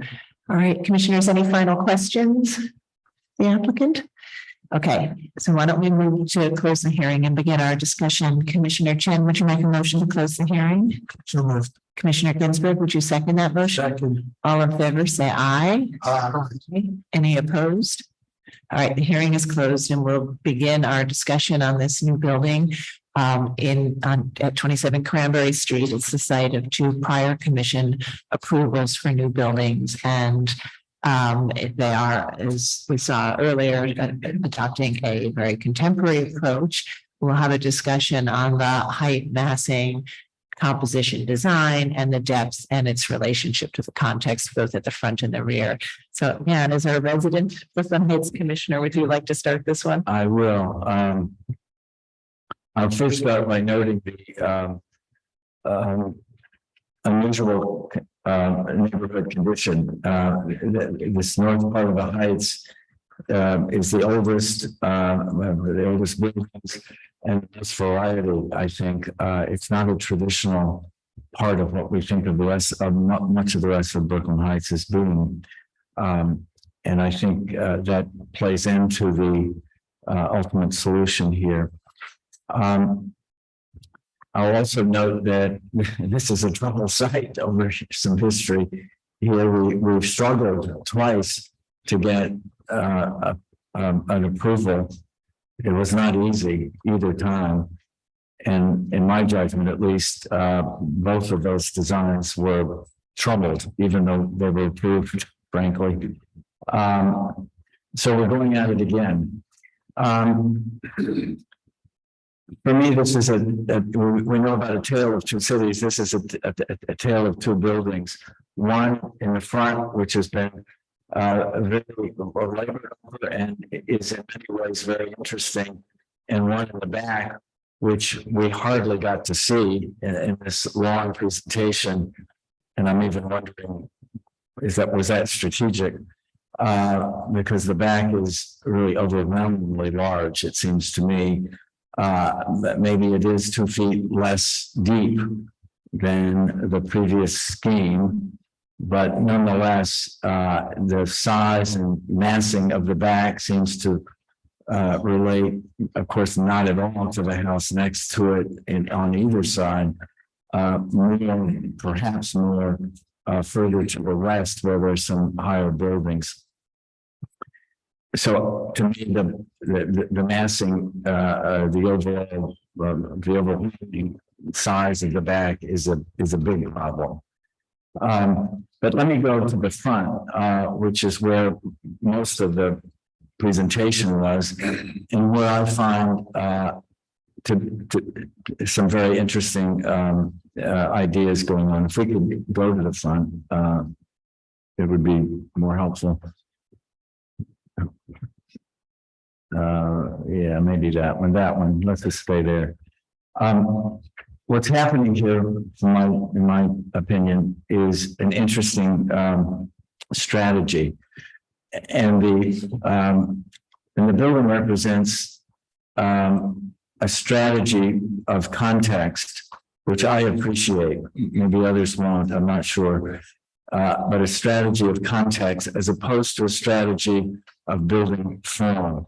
Brooklyn Heights, as we know, has federal, Greek revival, Italianate, et cetera, and in many cases, architects seeking to design a contemporary addition within that context have chosen to update those kinds of buildings, and that's been kind of an easy default for the commission to understand. This is a strategy now of context where, and it's created a building that is character. It's not a federal building. It's not an updated Italianate building. It's its own thing based on this strategy, again, which I admire. A strategy of bridging between the brick row houses, fairly delicate as they are really to the right in this picture, or the east, and the extraordinarily beautiful little wooden house on its left or to the west. It's a strategy that is carried out both in height as it steps down to the left. I'll just say left on the slide, that's to the west. But it also steps back. So it's really a very clever and, to my mind, very admirable sort of approach to solving this interesting problem. I also think that some of the window articulations are interesting, and they use the Henry Smith Miller correctly way at the other end of the heights, the southern end of the heights, which has been used a lot to talk about context and new and old and so forth in our history here at the commission and in Brooklyn Heights. To me, that's legitimate. It's a legitimate comparison, and I think a lot of this has been carried out nicely. Even with the explanations, I can't really understand what's happening at the top. Is that cornice? Is it a cornice, or is it I think it's not a cornice, but I'm not sure what it is. In my mind, I want to read it as a cornice, but I think it's something else, and I can't quite understand it. Right, the floor below that is a balcony, which appears to me completely out of context. Maybe some version of the windows below might be more appropriate, but I don't understand a balcony up there. The stoop, maybe some of the details. I'm not getting into the details. Others might, because I think there's some issues here that are broader or bigger, for me at least, bigger than getting into details. I will comment on the brick. If I understood it, which I'm not sure I did, it seems like it's an interesting strategy of bringing this scale of brick, which relates to the scale of the shingles of the house next door, again, if I understood it. So that seems to be an interesting strategy. Certainly the color scheme, I think, is right, matching or more or less matching the bricks to the west. Maybe I'll leave it there because I'm the first and then the others will want to comment and probably take it up from there, but I want to end on a kind of a semi-positive note for the strategy for the front, but a complete misfire in my judgment on the back. It's just way too massive. Thank you, Commissioner Lutfi. Well, I could almost say nothing because I think, Fred, you covered it really well. But I do want to say some things because I happen to agree that this is a very promising project. And there are elements of the design which I think are, number one, very refreshing. I love the fact that you took a turn to, first of all, I like it better than what the commission approved before. I think it's conceptually, from a big picture perspective, it fits nicely into the streetscape in a lot of ways. I think that the two windows, both at the parlor floor, the use of these windows is just lovely. They're almost like little jewels popping out, but they're not too much. And I think they fit into the streetscape. What I think, as Fred pointed out, and I think Judy also pointed out, is there's this sort of disconnect with what's happening at the next level. I don't think it's consistent with the streetscape to have like balconies on the third floor. I also think there's something almost too recessive about this window now, because I'm not saying it should mirror the other two, but just visually, I realize this is a rendering, but now I see it as like a dark mass as opposed to something that's glistening a little bit, but and has a presence without being overstated. And you might want to look at that aspect with the window over the door as well. I'm not sure.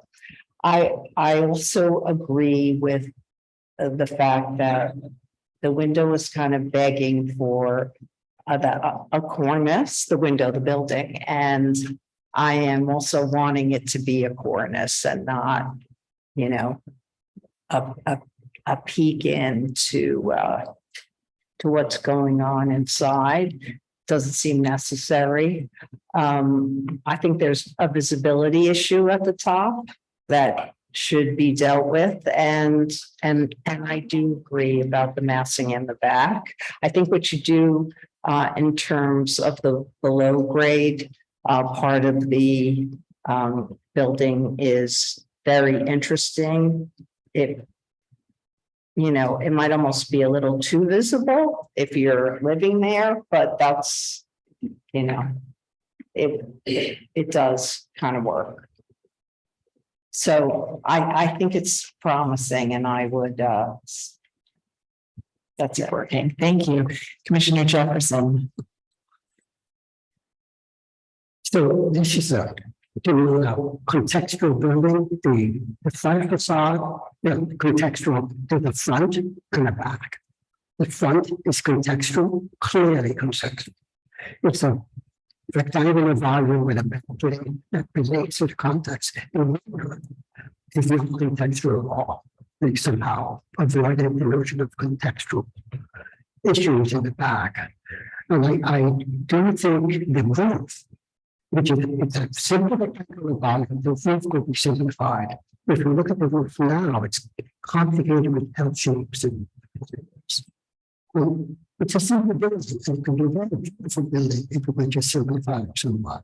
And dealing with the roof facade, and particularly some of the views, I couldn't tell how far they were, elements, graphical gaps. But if that was resolved, then I think we could have a good building. Thank you very much. Commissioner Chu. I'd like to agree with previous commissioners' comments. I think that the attempt to make a contemporary but contextual front facade, I commend. And I think that there's a lot of nice things about the general moves here. I agree with my fellow commissioners on the mass of the rear. I do feel that it's too deep and too tall. It appears from your section that the height is really a parapet above the roof, and even bringing that down to be in line with the neighboring building would be helpful from a sectional perspective. I also think that the rooftop is hard to understand. There are lots of elements in your volumetric studies that almost feels like you went one step too far, because it became confused as opposed to what was otherwise a more rational interpretation of slopes and forms. I do think you need to provide more views of it from around the site, because I do think that some of the other views you provided, the existing site with no building in there, we could use your rendering in there so we can actually see what the rooftop looks like. And elevation is quite a large proportion of the building height, but it doesn't appear in any of these renderings. So if that is in fact true, I think you could support it with more views. The front facade, I do want to make a few comments because I do think there is promise. Overall, I think the cornice is the first thing I would look at. I do think that the interpretation is quite loose. It almost helps to just squint and not look too carefully at it, because I do think once you realize what it is, the fact that it lacks the kind of articulation, weight, and profile of the neighboring existing fabric, it does leave me with a sense of hollowness, which I think is not what you want to do. I do feel a little bit about that in relation to the recessed balcony as well. I'm not sure how to resolve that. I think you might relook at it. I do think that it is nice to not repeat the lower two floors and have that a bit less weight up there. I really do think that the details here will the devil's in the details. Basically, if you can make these few details really work, it can be very sharp and attractive. If you don't get them to work, it can be a mess. And you've got a lot of conditions here where you've got brick, which you're proposing. I assume you're saying a long brick that can be cut and field. When I look at your plan, you've got a lot of unique shapes. You've got to be careful because it can be really messy if they're not made customized bricks. You've got a lot of turns, inner outer turns in the brick work. There are some issues in the detailing that in your renderings look clean, but it takes a lot of technical detailing to make it work. I can see sill conditions of bricks under these nice gem-like glass boxes that will not work. That you can't have mortar exposed on the top sill of a brick condition like that. I think the comment that Commissioner Bland made about Henry Smith Miller, I completely agree, but Henry is going to nail on the details. It's all in the detail. So if you can make these work and be as clean as they look in the renderings, I think you've got a nice facade. Corner, that glass corner, you got to look at the detail, the head, the sill, and possibly thin top there. I don't know how you get that soffit to engage with your interior of the building with your exterior line. The planar expression where you show the entry with the window to the side on the left accentuates the planar quality of the brick, which I don't oppose, but you have to be consistent. Now, if I look into the balcony, what's going on the return of the cutout of the window? What's the soffit? What's the jamb? So be consistent. This is my recommendation. The base of the building, I like your expression of the floating stone treads. I think it could be quite nice and get some light down there. I do think that, again, you've got to look a little carefully at that detail of the ledger or the brick at the base and how the brick meets the concrete wall below it. It looks a little funny in the rendering. It maybe needs a little more detailed study.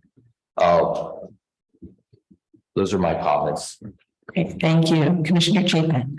Yeah, I agree with a great many of the comments of the previous speakers, and the commissioners. One that I personally am questioning is using the color includes vocabulary of the adjacent building. Because to me, that makes this look like it meant to be a modern extension of the adjacent building. That troubles me.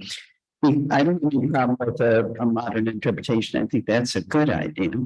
And I think that the windows, the lower windows, I like the way they work generally and the expression of attention. And also, as a couple of other commissioners find the balcony window, that there's something going on there that just isn't working that well. I like the fact that they reduce the height next to the adjacent frame building. I do feel that using the adjacent small building slope as a sort of an idea for the adjacent building is not the right way to go. In part because the massing of the building, as others have said, it kind of really moves over the adjacent buildings in a way that seems very inappropriate when there are any rooftop additions on these, the whole road to the right, and then you've got the tiny building next to it. If they were right next to the largest buildings, I might not have such a problem, but I just feel that the massing and probably the extension into the backyard, which creates a problem, the massing issue, but it's also the rooftop. I would be more comfortable with just a straighter rooftop.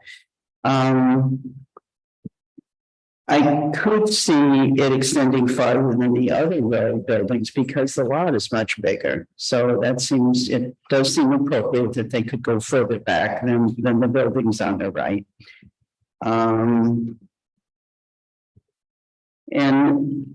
I just feel like, as we've sometimes talked about, that maybe they should go further in a modernist direction and be more consistent in that direction. And they're trying to be contextual, and I appreciate the ways in which they did it, but I think they weren't totally successful in those attempts to be contextual. So, I mean, I could see it being a pretty modern building here, and with the drop down next to the lower building and working quite nicely, but just not trying to emulate so much the building next to them in color and cornice, because I think to me, that actually creates a problem rather than solving a problem. So that's my comments. Commissioner Goldman. Wow. Applicants are lucky to have this kind of input, I think. I think this is pretty, these comments are pretty remarkable and very insightful. In terms of the back, for me, the problem with the back is that if you look at the block plan, it's a very unusual block. It's not a typical brownstone Brooklyn block. It's a very variegated, layered space. And so the normal contextual move that we would mandate or request is a contextual relationship to one of the neighbors, i.e. shaving off part of the mass to align with the neighbors.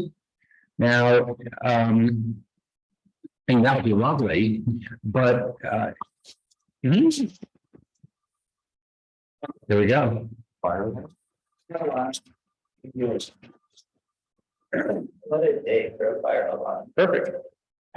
It was something you said. I know, it's my fault. Yeah, it's your fault. Too hot. I know. Yeah, whatever.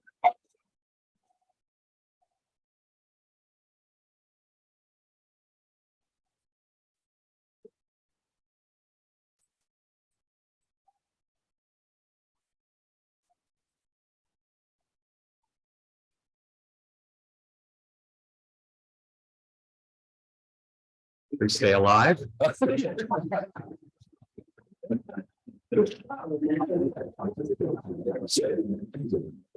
Yeah, fire goes out, no big deal. All right, so I'll speak more quickly. The back is tough, and I think that a contextual response kind of is going to push the applicant to shave off a third of this building. And I'm not sure that the block plan warrants that. I think that given the sentiment on the commission, some modification of the volume is going to be required. That seems to be the consensus. So I would suggest that the applicant look with staff at maybe shaving off the top floor such that the back facade at least aligned with one of its extraordinarily shallow neighbors at that level. I think that, you know, and I think one thing that this project suffers from, which others have noted in various ways, is a deep dearth in documentation. I think that even though the presentation was extensive, in some ways it was self-harming. I think that, and to the extent that it wasn't self-harming, it was not completely informative. You know, we react to what we see. You know, you could do a 25-story new building in a landmark district and show what you show, and we're only going to comment to what we comment. But the problem is that a building like this, which is very complex and very intricate, like Stevens was saying, it has a lot of detail, and we kind of have to see those details in order to make a proper judgment. So I think that some of the areas that have been commented on that need more documentation, which means more three-dimensional renderings of specific conditions, includes one, the backyard, right? The backyard in context. Go to the backyard, take a picture, you know, get a panorama, try to really explain the impact of this rather anomalous structure on a rather anomalous courtyard. Number one. Number two, the roof. You got to really do the typical, and the staff can help with this, the typical array of visibility studies that show how this volume will be seen from various vantage points in the district. I think that's essential. That said, I don't think it's going to be problematic. I think what we're seeing here is a very interesting, skillful scheme that seeks to nestle itself cleverly in a very anomalous location. And I agree with everybody on the front too. I think the front is very clever, very well designed, a really great direction with lots of interesting details. I'm 100% in Stephen's camp in terms of all the detail clarifications. I myself am okay with the third floor being a balcony. I think that the cornice, I think I do understand the cornice, and maybe I misunderstand it, but I think I do get it. I think it's very fussy, and I think it needs further explication. So it goes in that list of things that need more detail. You got to really see it. Part of this really makes it look like a solid sheet metal or whatever cornice. The details show a perforated metal railing with a flat plate on the top. Now that's an interesting idea. It's been done before here at Landmarks. I think BK Cascade did a project that had a similar kind of top detail, but it's not an uncommon way to look at, you know, a modern cornice. But you got to explore it such that we can understand it and we can see it and the public can see it. So I think that you got to really kind of do a little better job with the rendering so you see what's behind it, right? Am I going to see through that to the glass doors behind or not? I think we have to have a better sense of it. So while I think it's got a lot of potential, I think you got to give us a little more. Thank you very much, Commissioner Ginsburg. Okay. So first, and I agree with almost all of what the other commissioners said, and have a few other points.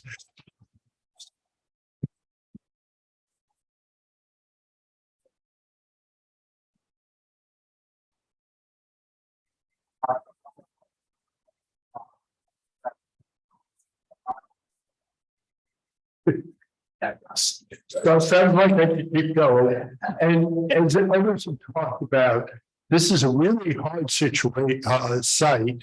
What you've done in the front conceptually is really good. But then I have a number of questions and comments. First, I think this was said by a number of other different commissioners in different ways, the drawings aren't consistent, and that scares me. And so when I look at this, it looks like a metal cornice but when I look at your elevation, it isn't. Part of the problem is when it's all black, you see no shadows, etc. And so you might even need to do something where you lighten it. And some of the same with that balcony, because it's so dark, you can't tell what's going on there. Tied with that is when you turn that corner, it looks black here. And I think it might be better to turn the corner with the red brick because you do break it between the front and the back. That gets to okay, a few other things. Those projecting windows, the bottom and top plane are elegantly thin. When you put the insulation in that you're going to need, it won't be as elegantly thin. And so this rendering feels to me misleading. I'm trying to go through this because I think we're likely to send you back to staff to work to come back. Okay. I have two other comments that no one has made. What I will call the lower cornice with the building stepped sound seems very heavy. And it may not need to be black, or you could have a black brand and the rest of it be a silver or a lighter color or something, because you're trying to get to this very light, small building, and that feels at least as heavy as the upper cornice. And then the other thing related to that is that, from what I can tell in the plans, that sloped roof behind there doesn't need to be sloped, and you could just set it back to minimize the views a good way without affecting the plans. And then finally, I agree with Commissioner Goldblum, you don't need to align with the adjacent buildings, but this sure looks big in the back, and we need to see how it gets broken up and maybe a little smaller, et cetera. Thank you. Great, thank you. Commissioner Chen. It's been a lot of excellent comments and suggestions by the fellow commissioners, and I just want to make a couple of comments. I think Commissioner Ginsburg's point is well taken, and to Michael's comment, I think we need the view from the surrounding neighborhood, like you typically will work with the staff on.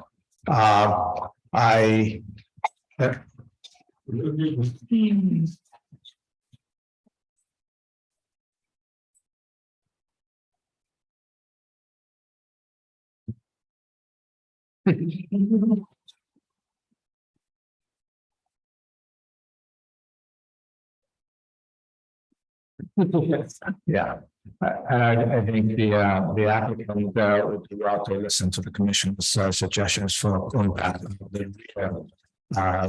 Does require a lot of study. There's a depth of details. I think, the conceptual front, trying to be contextual is interesting, but as many commissioners pointed out, I think that the detailing is not matching what the rendering. Your rendering is an excellent render, but I think you can put into the rendering. I think that's where the issues are. Great, thank you very much. I want to thank you, commissioners, for your very thoughtful and substantive comments. And so we'll take no action today. I'll ask the applicant to consider all of the comments and invite you back when you have a revised design. Thank you. We'll move to the next item. All right, the next item is public hearing item number 2, LPC 23-08456. It's an application for a certificate of appropriateness in the borough of Brooklyn, block 267, lot 32, 158 Clinton Street in the Brooklyn Heights Historic District. This is a Greek Revival style roadhouse built in 1847, and the application is to construct a rear yard addition and rear dormer, alter the roof, and replace a door.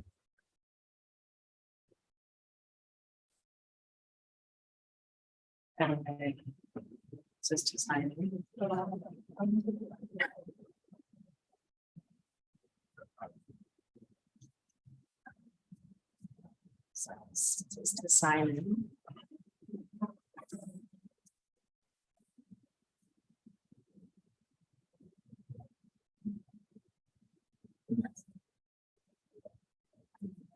Just be able to see her.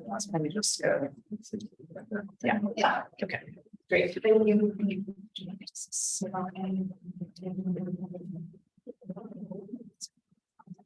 Good morning. Thank you for your time this morning. I'm Anne-Marie Lubrano from Lubrano Ciavara Architects. And this project is 158 Clinton Street in Brooklyn Heights.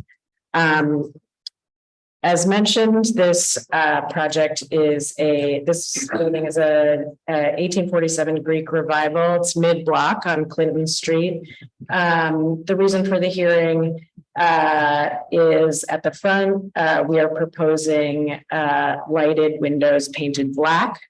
We are planning to replace the front door and the surround to match the historic 1940s photo in natural mahogany. And at the rear, we're removing a single-story addition and replacing it with a three-story addition. So the question of visibility, and at the roof, we're adding a dormer and solar panels. So here on the left, you see the 1940s photo. Here on the right, the existing house, which has been neglected for quite some time. This is located in the southeast quadrant of the Brooklyn Heights Historic District. Here you can see the Sanborn map from 1886 of the property and later from 1969. So when you look at these both up close, sorry, it keeps asking me to sign in. Should I just cancel that or? Yeah. Okay, sorry. So if you look at both of those in detail, you'll see that there's a history of rear additions dating back to 1886, and then there's kind of an evolution of the scale and shape of those rear additions, which you see in the 1969 Sanborn. Moving on to the windows themselves, here's our proposal. You can see some of the existing conditions on the left. On the right, we're proposing on the upper 2 floors and the bottom floor 6/6 and the parlor floor 9/9. That we feel gives us the most consistent proportion and gives operability for maximum aperture. And here further down the block at 182 Clinton, we have precedent for that proposal. Here's the existing door that we're planning to replace. This was installed after the 1940s. Photograph, we don't know exactly when. It has side lights, a 6-panel door, and the fan window. It's sort of a beaded glass. Here on the left is the 1940s photograph, a drawing of the existing door and surround, and on the right, the proposed mahogany door. And here on the left is the existing, and here are 2 other doors similar somewhat to our proposal further down the block.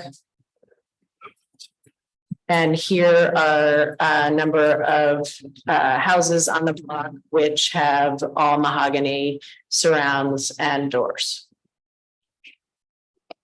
So again, side by side, you can see the existing and the proposed. And I just want to note that the backing up, let's see, maybe I can go forward. The roof is not visible from anywhere from, even though it's a pitched roof, it is not visible from the street. Here you have the site survey as it exists, showing a single-story rear addition. Here is the block plan, and these are the views of the surrounding area. You'll see there are 2 breaks in the donut. One on Sydney Place is not visible. The property is not visible at all from that point. The property, however, if you note, photograph number 3 is visible from Aiken Place. And this is, these are photographs inside the donut. So you can see directly behind our property on Sydney Place, you have triple height additions. You have a variety of additions on photograph number 2, you see the adjacent properties to the south. So you get a sense that there's quite a wide variety of scales, shapes, and sizes of rear additions on this block. These are a number of precedents we looked at in terms of additions and dormers, many of which have bay profiles. And so here's our proposal from the back. The top photograph is the existing condition. The arrow points to 158 Clinton, and then there at the bottom you can see a rendered version of what that view would look like from Aiken Place.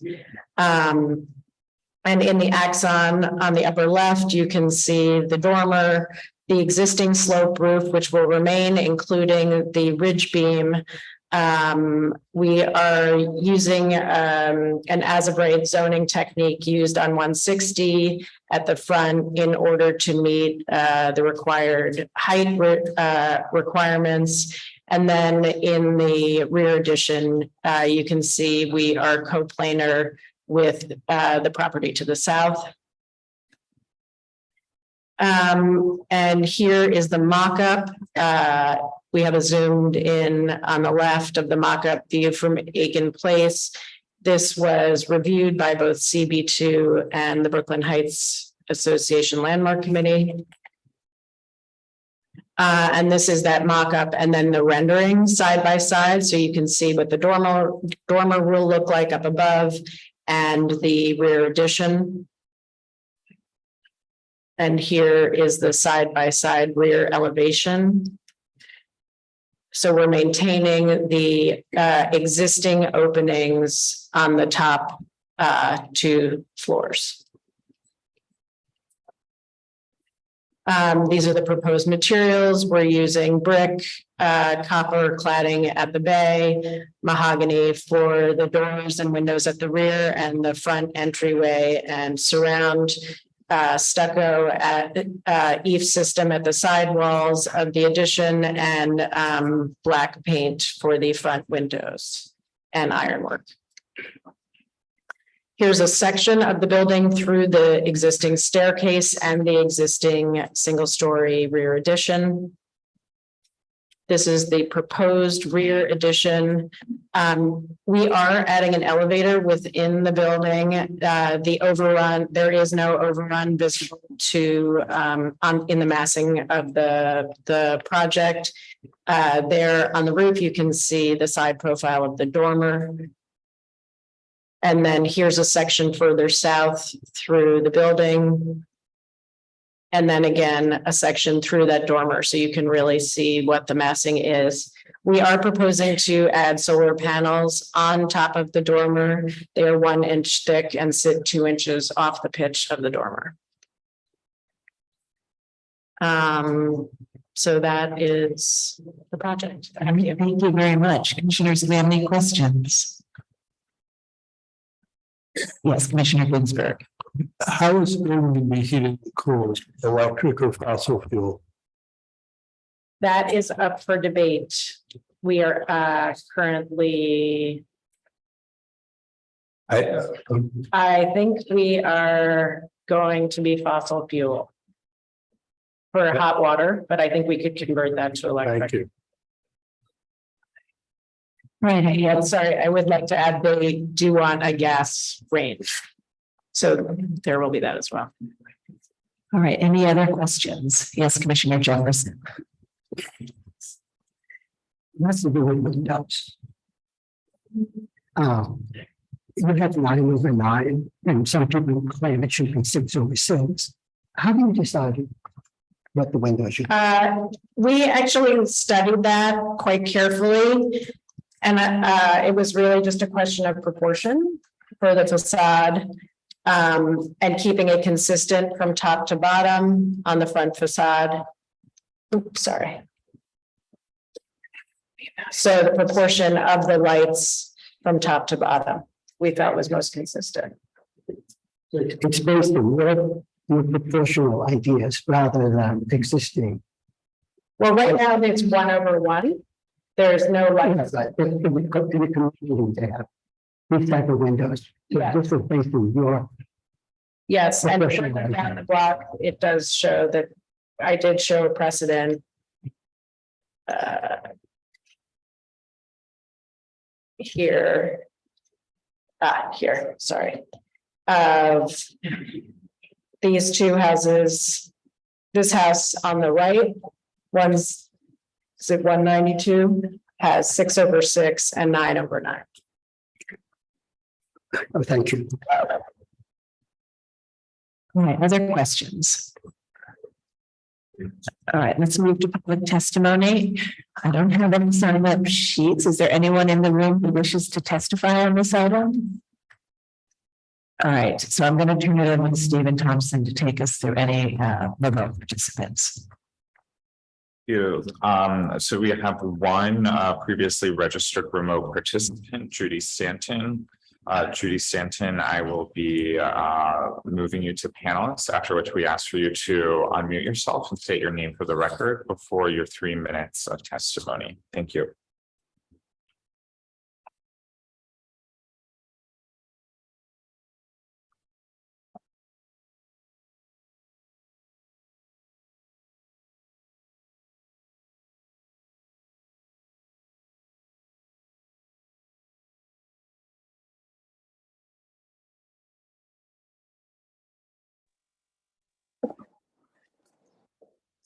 Judy Stanton, speaking for the Brooklyn Heights Association. We support this application. On the front, we agree with the applicant's choice to restore the entry shown on the 1950s tax photo. We also support the decision to keep the new windows painted black. There are many extant for windows, doors, cornices on Greek Revival houses in Brooklyn Heights, and sometimes color combinations found even on. We think that black windows fit well. Rear, we find that the scale of the new dormer designed and is therefore appropriate. We appreciate the thoroughness of the presentation material. The project's lead architect, Anne Marie Lubrano, is a member of our committee, and she did not participate in the project and the preparation of this. Thank you. Thank you for your testimony. I believe that concludes our Zoom participants. I'll also note for the record that Brooklyn Community Board 2 recommends approval. All right, thank you. So we have supported testimony, but you're welcome to take this time, and I'm also going to invite the commissioners to ask any final questions. Can you maybe come up to the front? I do have a question. Just on the rear, your block plan shows a variety of additions, a variety of heights, correct? Yes. And the view from the street, you see your addition adjacent, one building maybe away from another 3-story addition that's closer to the street and more visible, correct? Yes. Okay, and then the bay window, you really just maybe catch a little glimpse of. I don't, I'm not sure that you actually even see the bay. Let me pull that up.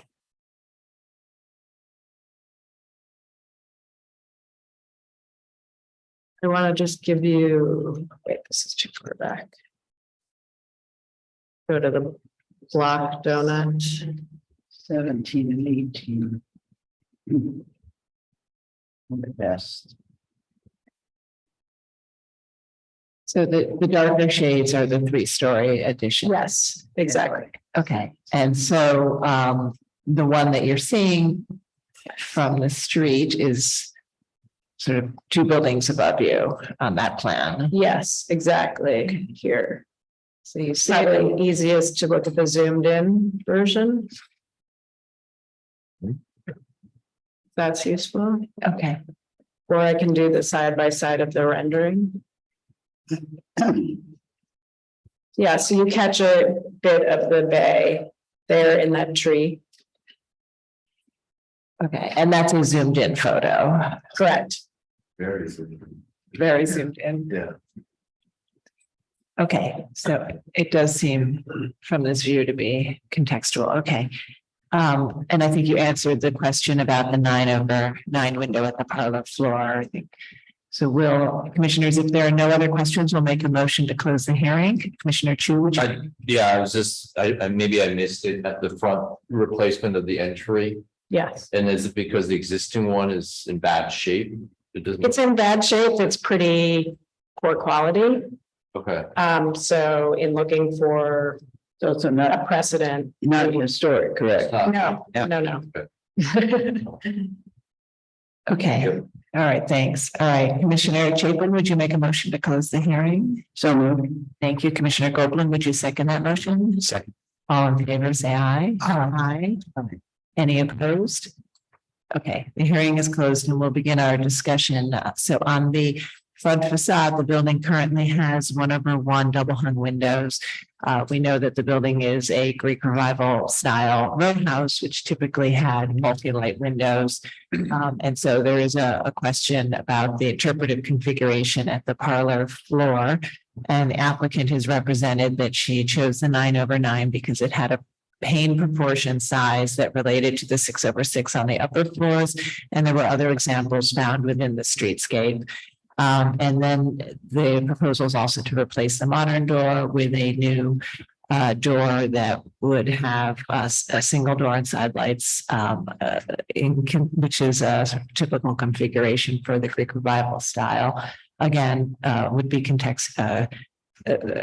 speculative in design, but in the right direction. And then finally, there is the dormer window at the back with the solar panels on top of it that you get a glimpse of through this view.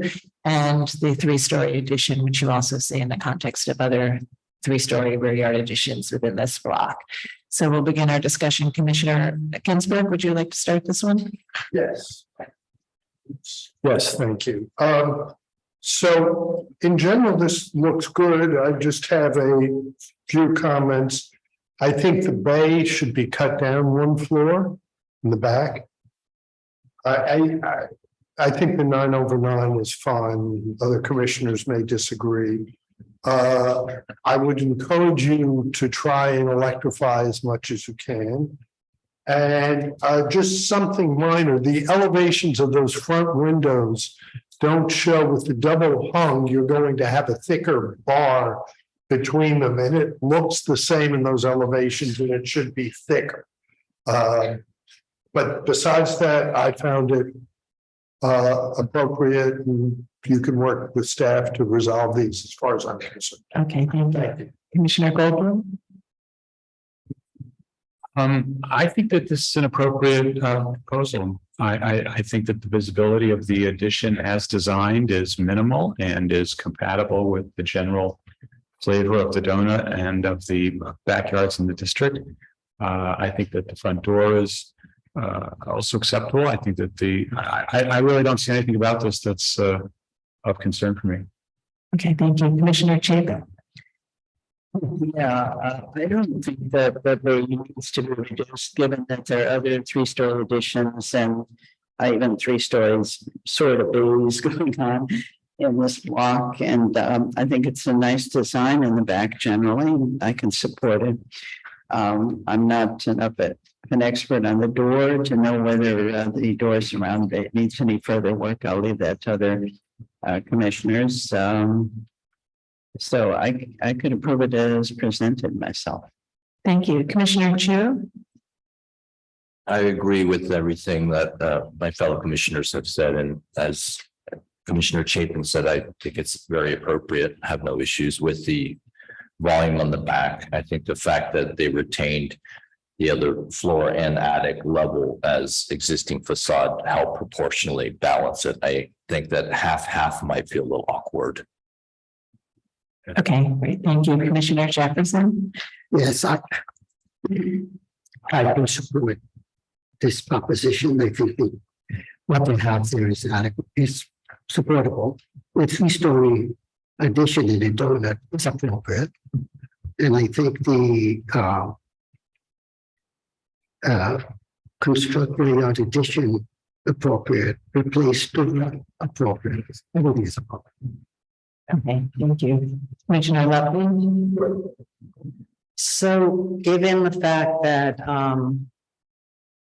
the addition in the back is really not visible, and the visibility that you do have is consistent with the visibility of other additions, I could support it aesthetically. I personally think it, I would actually only have that bay at one floor, which is the parlor floor, because it gives it more of a special, it's like more of a special feature and consistent with like the loveliness of that, that parlor floor, which always has things that are just a little different.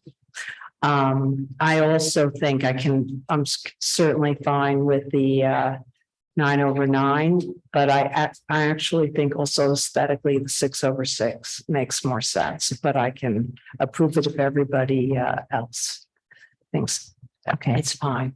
Thank you. Commissioner Brand? I think I'm in alignment with the project as it's been presented, and as the Brooklyn Heights Association and Community Board 2 have both aligned themselves. I am also in alignment that it's approvable as appropriate as it's been designed. Commissioner Chen? This is same here. I think this is appropriate, like the rest of the commissions. Okay, so I think we do have a couple of comments on the bay, but I think we have enough to support it as is. So I'll go ahead and make that motion in the matter of docket number 23-08456, 158 Clinton Street in the Brooklyn Heights Historic District, a Greek Revival style row house built in 1847. This is an application to construct the rear yard addition and rear dormer, alter the roof and replace a door. And I note that the building style, scale, materials, and details are among the features that contribute to the special architectural and historic character of the Brooklyn Heights Historic District.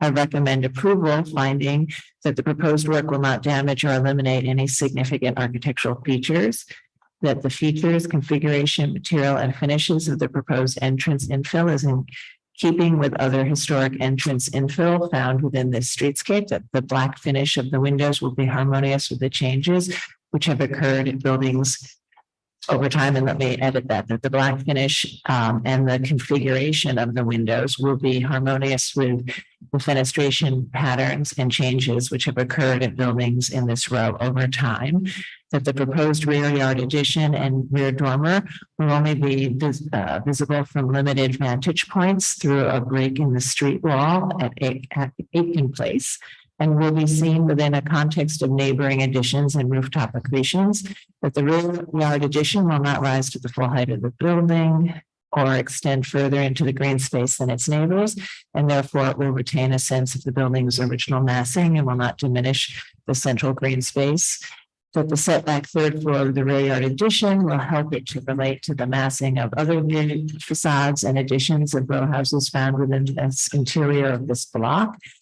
That the proposed bay window at the rear yard addition will be in keeping with other bay windows sometimes found at facades of this building, of buildings of this type, style, and age. That the design and materiality of the rear addition, featuring brick cladding, wood window and door assemblies, copper detailing, metal railings, will be in keeping with the residential scale and character of other buildings in the block. That the proposed inset dormer at the front slope of the roof will not be visible over the primary facade, that the presence of a visible rear dormer will be consistent with early alterations historically found in houses of this type, style, and age, that the proposed rear dormer will be well scaled to the roof and typical in terms of its placement, materials, details, and finish, and will retain portions of the roof at the sides, top, and bottom, helping to maintain the form and perceptibility of the historic roof profile, and that the proposed work will not detract from the special architectural and historic character of the building or the Brooklyn Heights Historic District. And Vice Chair Bland, would you second that motion? Second. Mark, will you call the vote? Chair Carroll. Aye. Commissioner Bland. Aye. Commissioner Chapin. Aye. Commissioner Chen. Aye. Commissioner Chu. Aye. Commissioner Ginsburg. Aye. Commissioner Goldblum. Aye. Commissioner Jefferson. Aye. Commissioner Lutfi. Aye. With 9 in favor and none opposed, the motion passes.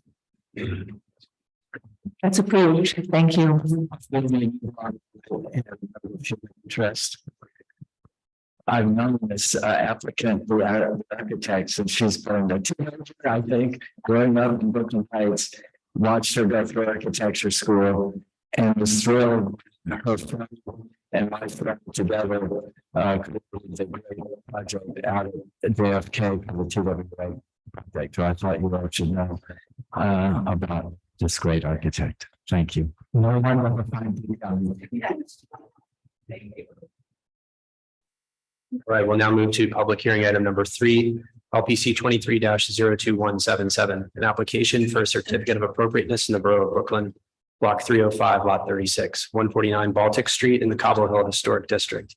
This is a Greek revival style house built in the early 19th century, and the application is to construct a rear yard addition and install mechanical equipment at the roof. Next time.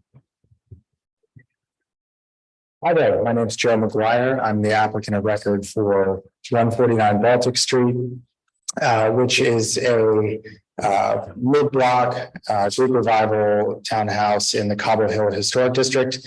And the vast majority of the project is an exterior restoration that is being handled at staff level. But the unique siting of this house, it's adjacent to the Warren Hughes row houses. So we're proposing a single-story rear extension, and there's because of that adjacency to the rear yards of the Warren Hughes, there's a little bit of visibility on that extension, as well as the proposed rooftop location for the heat pump units for the air conditioning and heating. So I will walk you through all of this, and we can discuss. These are existing photos of the rear facade. The front and sides are brick and the rear is existing stucco. There's an existing full height extension to the right that you can see. And our proposed extension infills the garden level out to the face of the existing extension. You can see that here on the existing and proposed site plans. You can see the proposed single-story extension here. These are the rear elevations that show the single-story rear extension, and then a railing at what would be a new terrace off of the parlor floor. The existing parlor floor doors with Juliet balconies would be replaced. The Juliet balconies would be removed, of course, and then the existing Juliet balconies on the upper floor would be replaced with new at a code compliant height. I'll mention one more thing here on the rear elevation. You can see on the upper right at the roof level, that is our proposed condensing unit location. We can get into a little bit more why they are located there, but it's the most neighborly location we could find. This is the side elevation existing and proposed. Again, side elevation existing and proposed. This is the block plan. And we're sandwiched in between the Warren Hughes row houses and then a larger walk-up apartment to the right at 151 Baltic. And you can see there's just a hair of a view shed through that side yard of the Warren Street Mews from Warren Street. Here are photos, a close-up photo on the right of the mock-up, zoomed in photo from Warren Street, and then a photo through the gate. So what we discovered through working with Tim Shaw is that the extent of what we can see in the winter and the summer is primarily the railing on top of the extension, which will be a wrought iron railing, straight spindles, as simple as we can be, painted off black. And the materiality of the extension would be stucco to match the existing rear facade. And all the windows, both at staff level and what we're proposing here would be match the previously approved white for the house. This is more contextual photos from Warren Street. This is again showing the same view shed from the winter.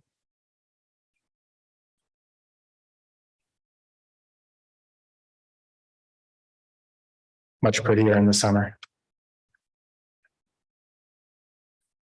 This is a view from Baltic Street, looking again through the Warren Muse rear yards, which you cannot see any portion of what we're proposing. That's the existing extension. And then the next few slides discuss the rooftop condensing units. We're replacing the mechanical system throughout the house to electrify the house, the heating and cooling system. And our clients have lived in the house for about 10 years, and we're very friendly with their neighbors, both at Warren Muse and at 151 Baltic. And their existing condensers are in the rear yard and are noisy and have been, they want to try to get them away from the Warren Muse neighbors. And so we began exploring the roof location because of that. But there's also a lot line window at 151 Baltic that happens to have, excuse me, a great view of the city. So they don't want to block that view, because if we were to scoot the condensers over towards 151, they would be marginally less visible from Warren Street, but we would completely block that window. So we landed here as the most neighborly approach, but the visibility of these two units are just a little bit beyond what is approvable at staff level. And it was nice to see that a few neighbors showed up at the CB6 hearing to support our proposal. I'm already at the end. Okay, thank you. Any other questions, commissioners? Commissioner Jefferson. A question about the color of the units. Are they just gray? They are like off-white. They're the Mitsubishi rooftop condensing units. So we've highlighted them in a terracotta to really stand out, but they are a version of white. Okay, thank you. Other questions? Okay, let's move to public testimony. We have one speaker present who signed up to speak, Jeremy Woodoff.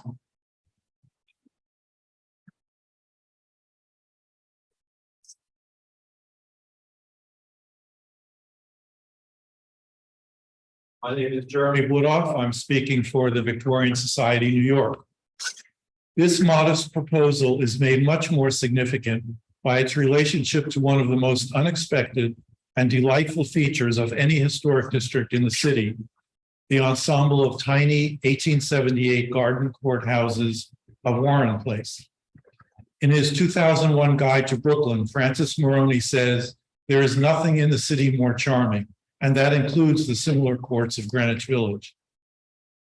The rear facade of number 149 overlooks the tiny backyards and rear walls of one of the Warren Place rows, and is visible through a gate at the Warren Street end of the road. The existing design of the rear wall proposed for alteration provides a fine and appropriate backdrop to the Warren Place houses, with its stucco finish, wood multi-light French doors, and wrought iron balconies. Fortunately, it appears the proposed changes will replicate this character. The replacement French doors and windows will retain their multi-light configuration and painted wood finish. The iron balconies will be replaced with similar types, and the one-story addition is quite modest. In the distant view provided, the two rooftop HVAC units have the appearance and scale of chimneys. If the steel dunnage beam is visible, it should be painted to blend with its background. We also recommend that the horizontal ribbon window on the proposed new addition be changed to a series of vertical windows separated by masonry. Thank you. Thank you. Is there anyone else in the room who would like to speak on this item? All right, not seeing anyone. And I know we didn't have any participants sign up to speak remotely, but I will turn it over to Stephen Thompson just to make sure that there is no one in the Zoom meeting that would like to speak. Thank you. Do we have any participants via Zoom who would like to speak? Please use the raise hand function. It looks like we don't, but please feel free to use the raise hand function if you would like to speak. All right, I'll also note for the record that Brooklyn Community Board 6 recommends approval. Thank you. All right, would you like to respond to the comments about I think it was largely supportive, but the visibility of the condensing units would be worth walking through again. Yes, so I agree that they will take on the likeness of chimneys and I think not jump out to the eye. And through discussions with CB6, we actually looked at screening the units and the requirements of the clearance around them made them much more visible. So we think that they are as minimally visible in their sort of unaltered state as possible.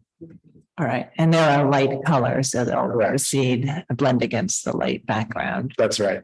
And then to the windows at the garden level, we explored different configurations for that, but because of the code required light and air requirements for the garden level, we needed to max out the glazing on that floor, and then we were careful to make sure that that was not visible from any rear yard or public thoroughfare. So it's just the railing above this visible. Okay, great, thank you. Commissioners, any final questions? All right, let's close the hearing and begin our discussion. Commissioner Chu, would you make a motion to close the hearing? Thank you, Commissioner Jefferson. Would you second that motion? All in favor, say aye. Aye. Any opposed? Okay, the hearing is closed and we'll begin our discussion. This is for a one-story rear yard addition that is largely invisible, but through a gap view, you can see the top railing of it. And for 2 condensing units on the roof, that will be a light color to relate to the rear facade. So Commissioner Chapin, would you like to start this one? Thank you. I think, this is modest and it's not going to do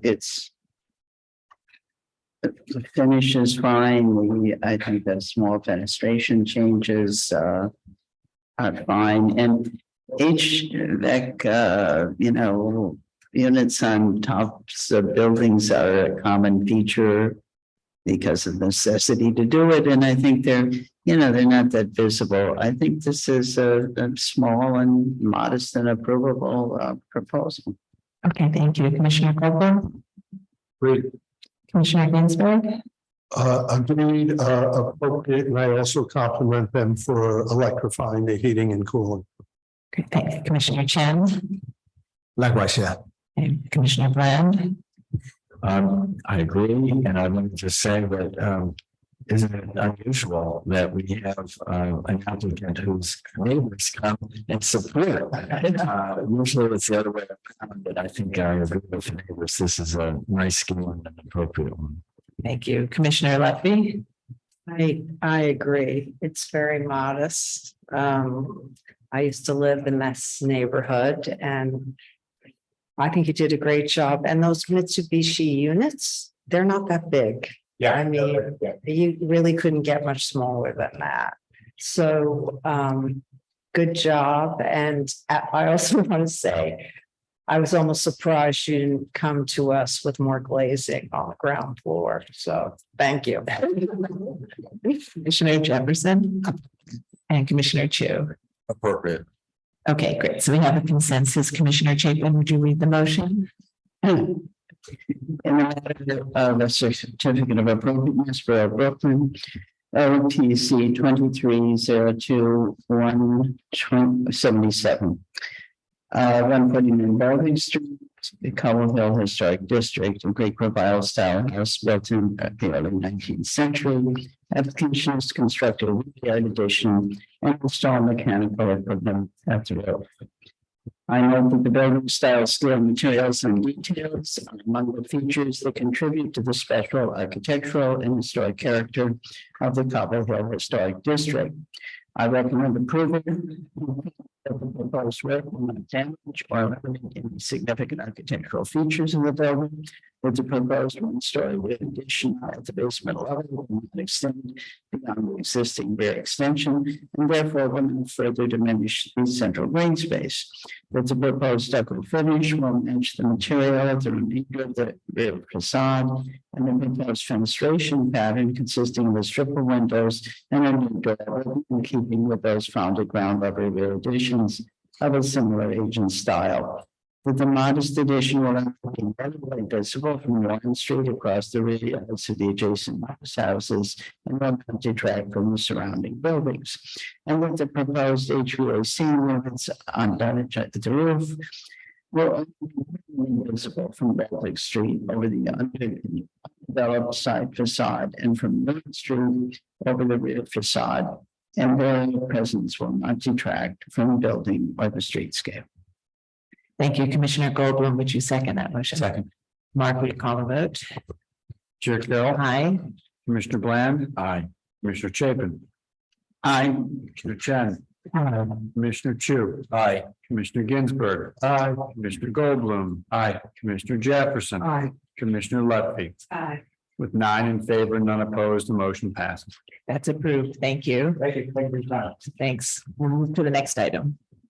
Next item is public hearing item number 4, LPC 23-08522. An application for a certificate of appropriateness in the Borough of Manhattan, block 996, lot 21. 123 West 43rd Street, the Town Hall, individual and interior landmark. This is a neo-federal style social hall and clubhouse designed by McKim, and White and built in 1919 to 1921. The application is to install display boxes and LED signage. I can begin. Good morning. Thanks. Oops. I think I'll back up a little bit. My name is Ted Lambert. I'm the executive director of the town hall, which I hope you're familiar with, although we do still get daily calls asking about marriage licenses and such. But the town hall is really a beloved place. 1,500 seat auditorium on West 43rd Street, built by McKim, and White, and still treasured for its acoustics and just a very comfortable place with great seating. The thing I'm bringing up to you today is about the outside of the building and what I'm on the design with help of architects. So as you can see in this circa 1940 photograph, posters for events at Town Hall are placed within these decorative boxes, which sit upon these pilasters. There were 6 of them. They were replaced by something awful.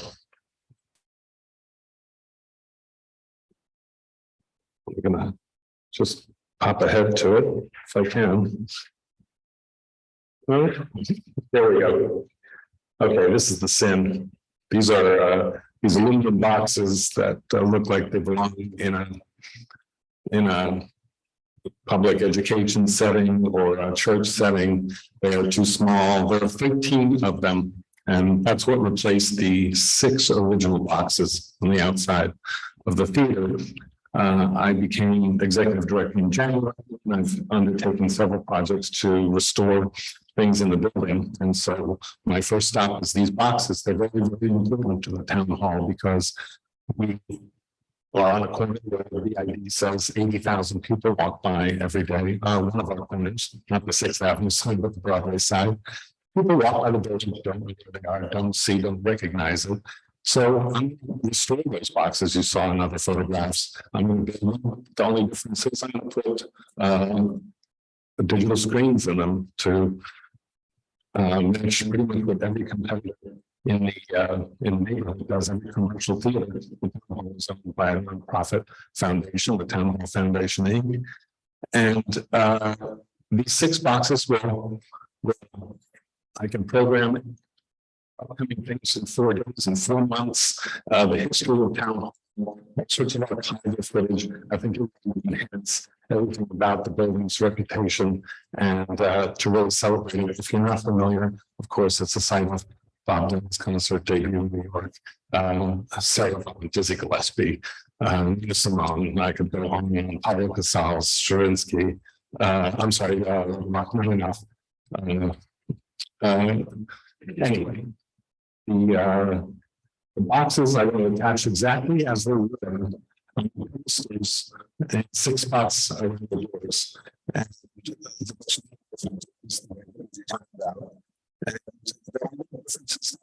Which I can and can just raise awareness of the town hall and everything it does. Hello, everyone. My name is Bill Bialowski. I am the architect for this project, helping Town Hall to restore as much of the things as we can. And we're starting with these display boxes. Am I going the wrong way? I'm going the wrong way, sorry. But we're replacing 11 are being replaced with 6. We very carefully measured and counted bricks and looked at the profiles very, very closely of the photograph the best we can. And we are proposing this black painted aluminum box with the same dimensions as best we can figure with raised brass letters. It will be mounted through the box to the masonry wall to the joints. And we are intending to supply the power to the box from above. We're going to come down the wall with the conduit and paint up the conduit to perfectly match the brick behind so that we don't see see if I go back the other way. So we don't see how the powers have sort of shown it in the corner in that drawing. And our reason for this is that the interior of the town hall, if anyone has been there, is a plaster interior that has shaped to look like stones and boxes and blocks. And we would prefer not to have to take apart the interior to restore just a teeny little area of it. We do in the future want to do a remarkable, I keep trying to talk to you, a remarkable paint job on the inside, but we're not ready financially to do that yet. So our intention is to install little boxes with the power coming from the top down and paint it out to match the brick. Go back to that slide. There's the original, the 11 we're replacing, and the design of the box with the monitors. Yeah. I'll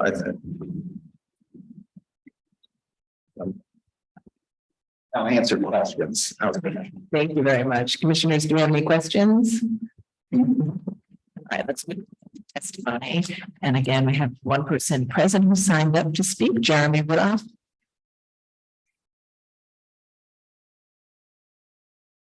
I'm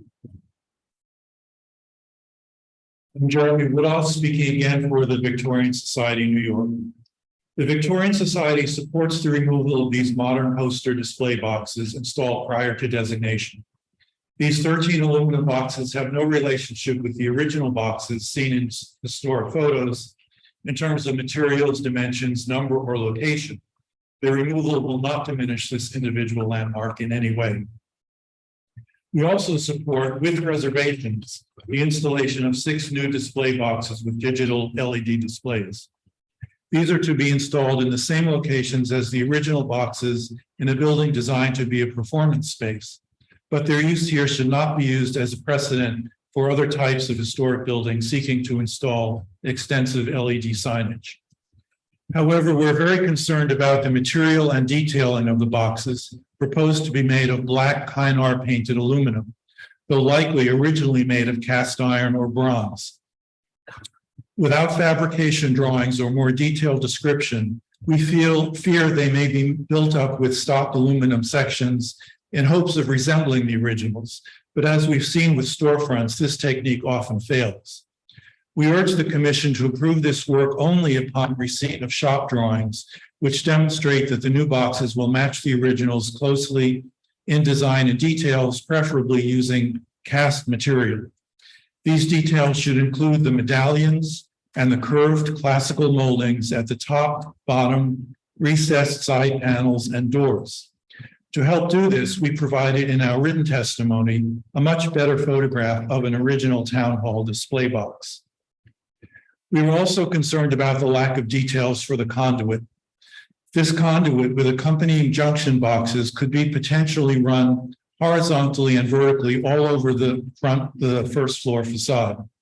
Painted or not, anything more than minimally exposed conduit runs would, in our view, make this proposal inappropriate.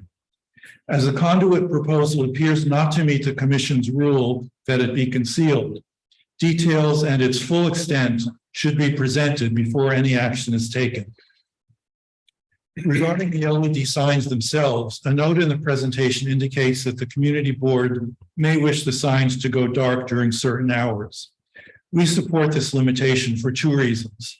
First, the commission lately has been very supportive of alterations for the purpose of energy conservation, and it seems unnecessarily wasteful of energy to leave the signs on all night and into the morning. Second, it would be useful to enable this sedate neoclassical building to be experienced, at least occasionally, without the accompanying bright glare of 6 LED screens. Thank you very much. Thank you. Is there anyone else in the room who wishes to testify on this item?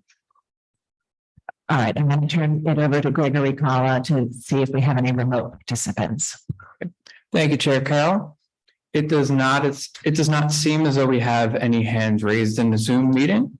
If you would like to testify, please do so now by clicking the raise hand button at the bottom of the screen.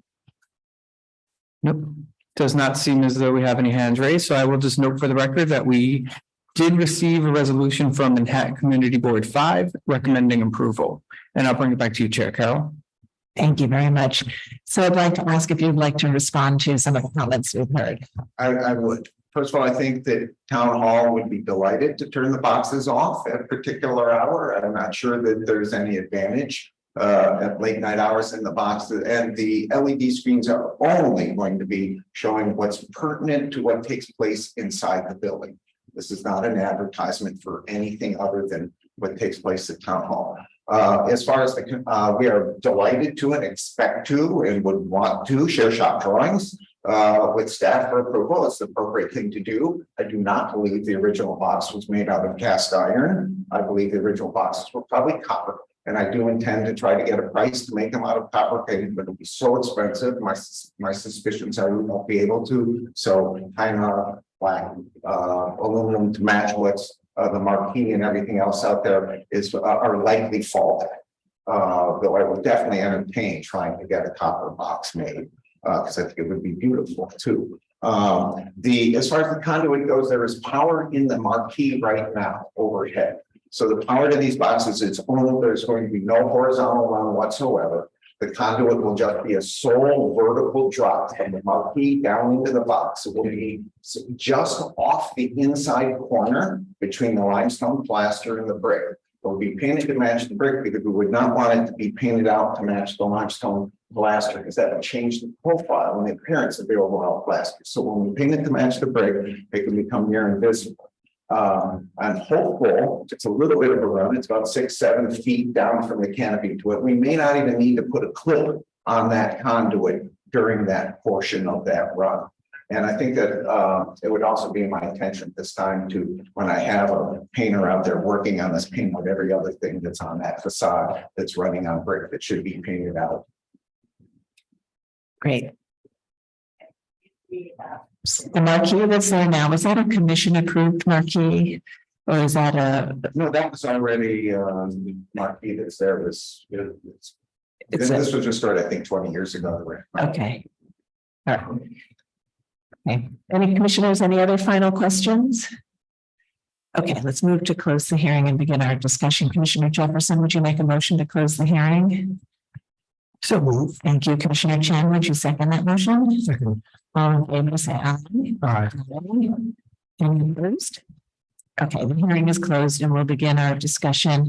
And so this proposal is to remove some existing sign boxes and install new metal sign boxes that would evoke the historic ones, although there'd actually be, I think, fewer installations than the historic condition in a material and profile that would be harmonious with the marquee.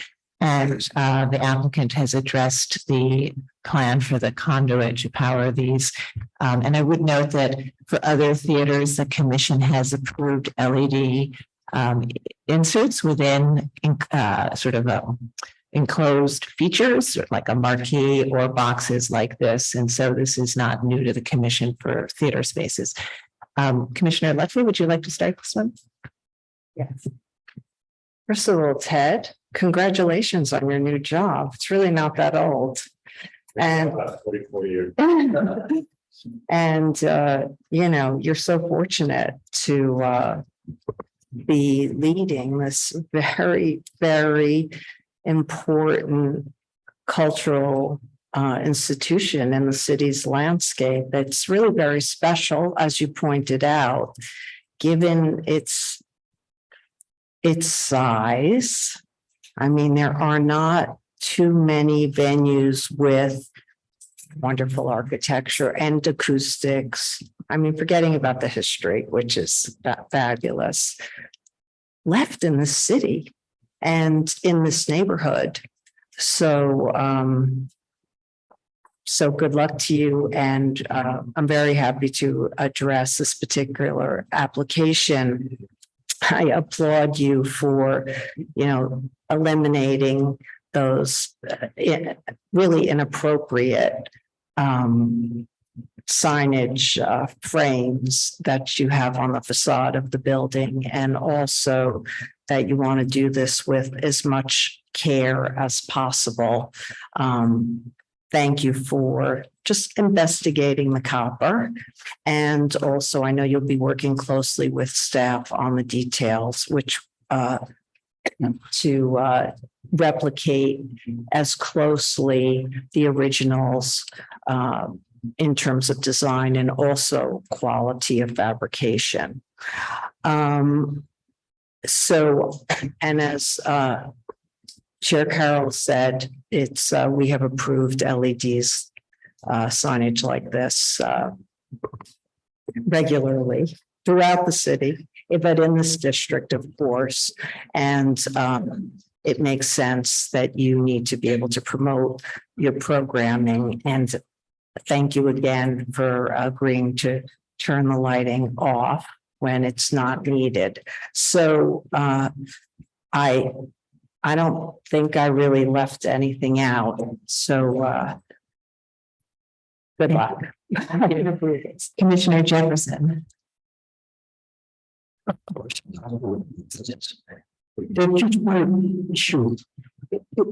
That was bothering me for almost 40 years, that Congress, people try to do them all. People try to do them all. Invisible.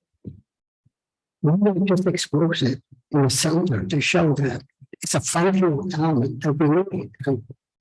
We have to have it. But it's never going to be invisible. But it's up to the architects. Okay, interesting. Thank you, Commissioner Chu. Yes, I'd like to commend the applicant on finding a solution that recalls the existing historic building design. Putting poster boxes and digital signage advertising is so important to performing arts venues. I totally understand the need for this. And this is a way of doing it that works with the original intent of the building design, which is fantastic. And I support the LEDs. The paper replacement is really a lot of work and wastage on your end too. Yes, I think this is completely appropriate. It's a nice design, recalling the historic. I do think that the applicant can work with staff on the detail of the poster box itself and just try to control the number of conduits which exists on every theater that in New York City. I'm very well aware of it, and we work hard to try to hide them, but they do need to exist. Right, thank you, Commissioner Chapin. Yeah, my family members and friends and music world have appeared at this venue many times, and it's a great place in New York. So anyway, this kind of signage, I think, is a very logical modernization that I find totally appropriate. And it can be both, I think it'll be quite attractive when it's completed, and with the understanding that obviously they're going to work with the staff on the details to make sure that the poster boxes approximate as best they can the originals. And I think it's great improvement, actually.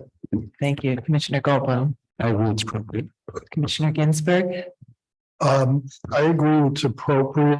I also would second Commissioner Jefferson's comment that if you wanted to look at not painting the conduit and having it just go down the middle, I think that would be fine too.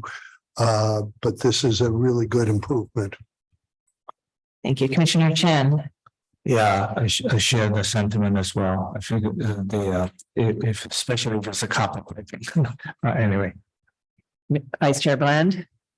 What a useful series of questions and comments that Jeremy Woodruff brought to us and to the applicant, and very assuring series of answers the applicant gave us to those observations and questions. So I think my mind was made up that this is an appropriate way to go. Thank you. Okay, great. Thank you. So I think we have a consensus to approve this application, as with all applications. And as the applicant pointed out, the staff always issues a letter after the hearing saying that the work is approved contingent upon the final filing and shop drawing. So that's just a normal part of the application process. So we can go ahead and make a straight approval. In the matter of docket 23-08522, 123 West 43rd Street, the Town Hall individual and interior landmark, a neo-federal style social hall and clubhouse designed by McKim, Mead and White and built in 1919 to 1921. The application is to install display boxes and LED signage. I recommend approval, finding that the removal of 13 modern poster boxes and replacement with new poster boxes will result in a reduction in overall signage and will not damage historic fabric or eliminate any significant architectural features.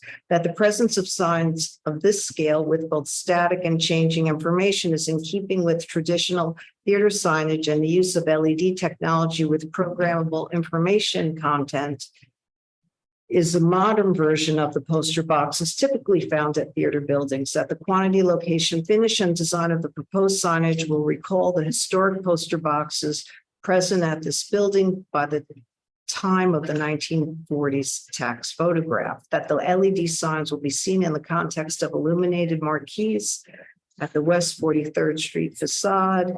Therefore, the new signage is consistent with existing lighting and signage, and the additional illumination will not overwhelm the building.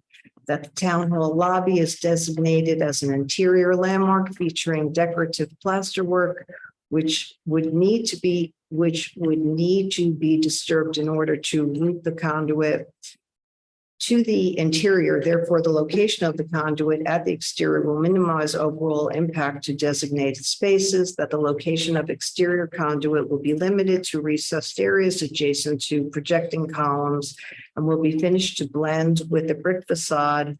Therefore, the installation will not call undue attention to itself, and that the work will enhance the special architectural character of the building. Thank you. And Vice Chair Bland, would you second that motion? Second. Mark, will you call the vote? Chair Carroll. Aye. Commissioner Bland. Aye. Commissioner Chapin. Aye. Commissioner Chen. Aye. Commissioner Chu. Aye. Commissioner Ginsburg. Aye. Commissioner Goldblum. Aye. Commissioner Jefferson. Aye. Commissioner Lutfi. Aye. With 9 in favor, none opposed, the motion passes. So that's approved. Good luck. Thank you. And we'll move to the next item. The next item is public hearing item number 5, LPC 23-10521, application for a certificate of appropriateness in the Borough of Manhattan, block 1392, lot 17, 992 Madison Avenue, aka 25 East 77th Street in the Upper East Side Historic District. This is a neo-Italian Renaissance style apartment hotel building designed by Schwartz and Gross and built in 1926. And the application is to extend a permit for the temporary installation of artwork.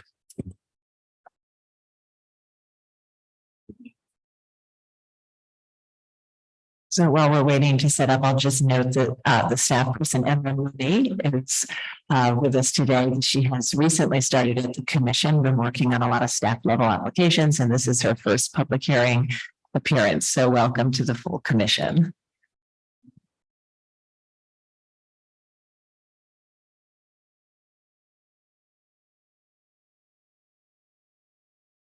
Hello.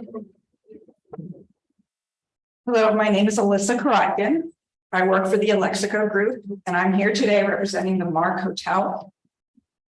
The Mark Hotel is located at 992 Madison Avenue and 77th Street. The Mark collaborated with the artist Warren Neidick on the light installation No Vacancy. It's at the lower right corner, right above ground level. The artwork represents a celebration of New York City being back in action after the COVID pandemic. The initial installation took place in May of 2022. LPC granted a 1-year temporary art installation permit, and I'm here today to request a 2-year extension.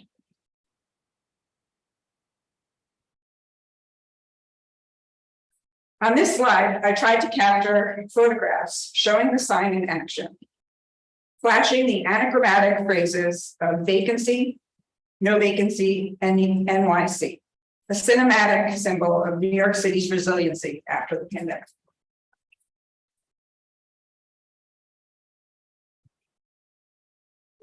The installation process was very straightforward and only required small holes to be drilled into the mortar joints. The photograph from the side shows that the installation is minimal in width and does not detract from the building. Once the installation is ready to be removed, the holes are easily refilled with the LPC approved mortar.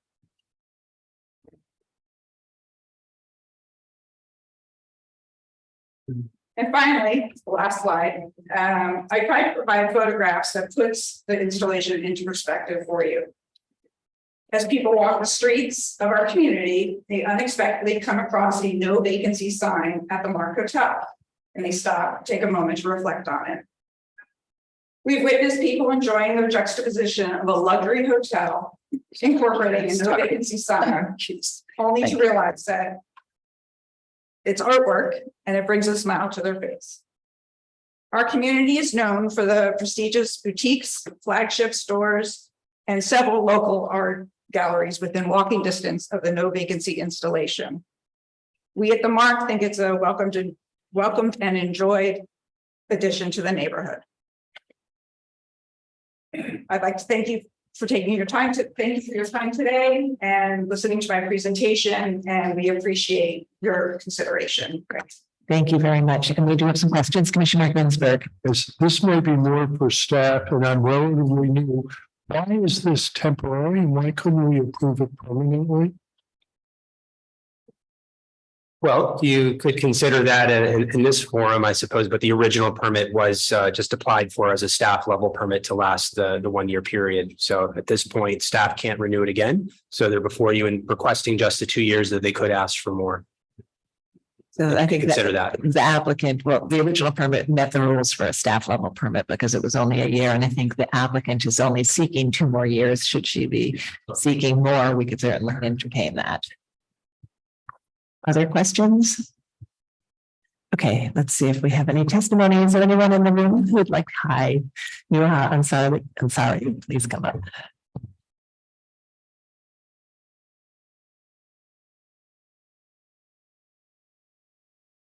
Chair Carroll, Honourable Commissioners, my name is Nuha Ansari and I'm speaking on behalf of Friends of the Upper East Side Historic Districts.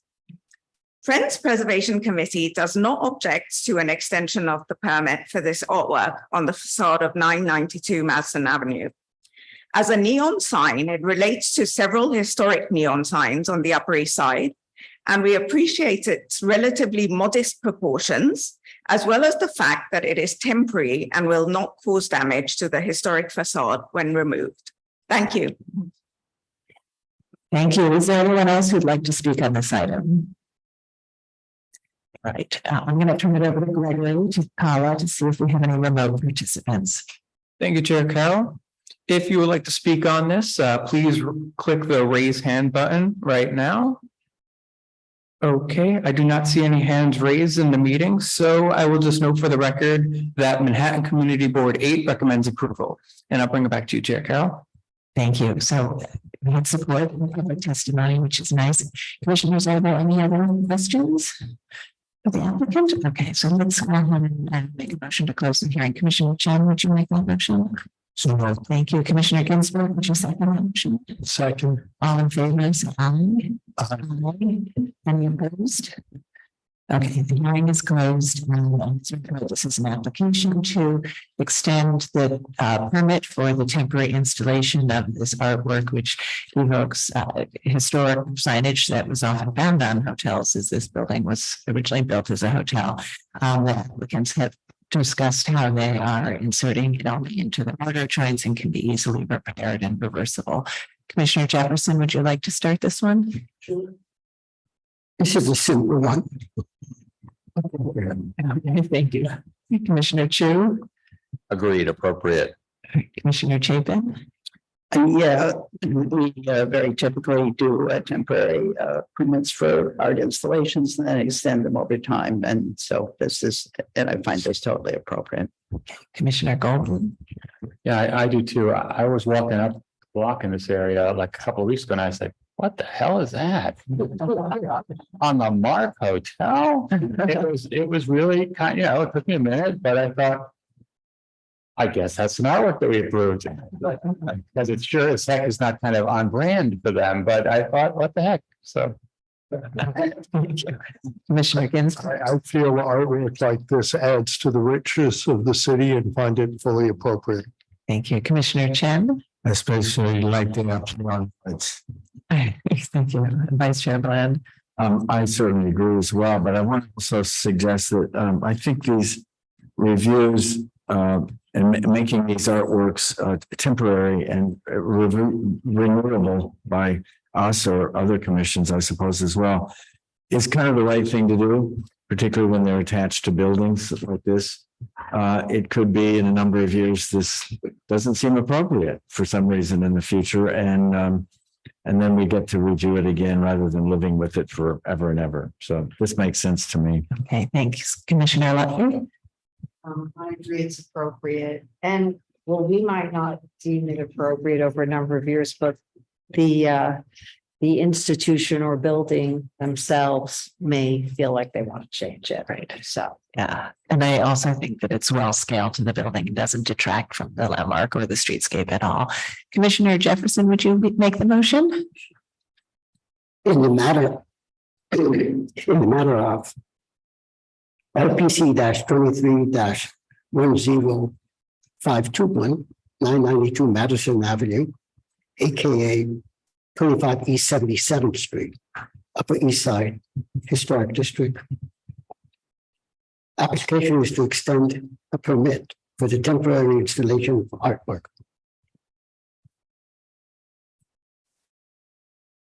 Staff notes that the building style, scale, material, and details are among the features that contribute to the special architectural and historical character of the Upper East Side Historic District. I further note that permit for minor work 23-03642 with approval on November 10th, 2020 to legalize a temporary installation of artwork for 1 year between May 12th, 2022 and May 16th, 2023. And this permit has now expired.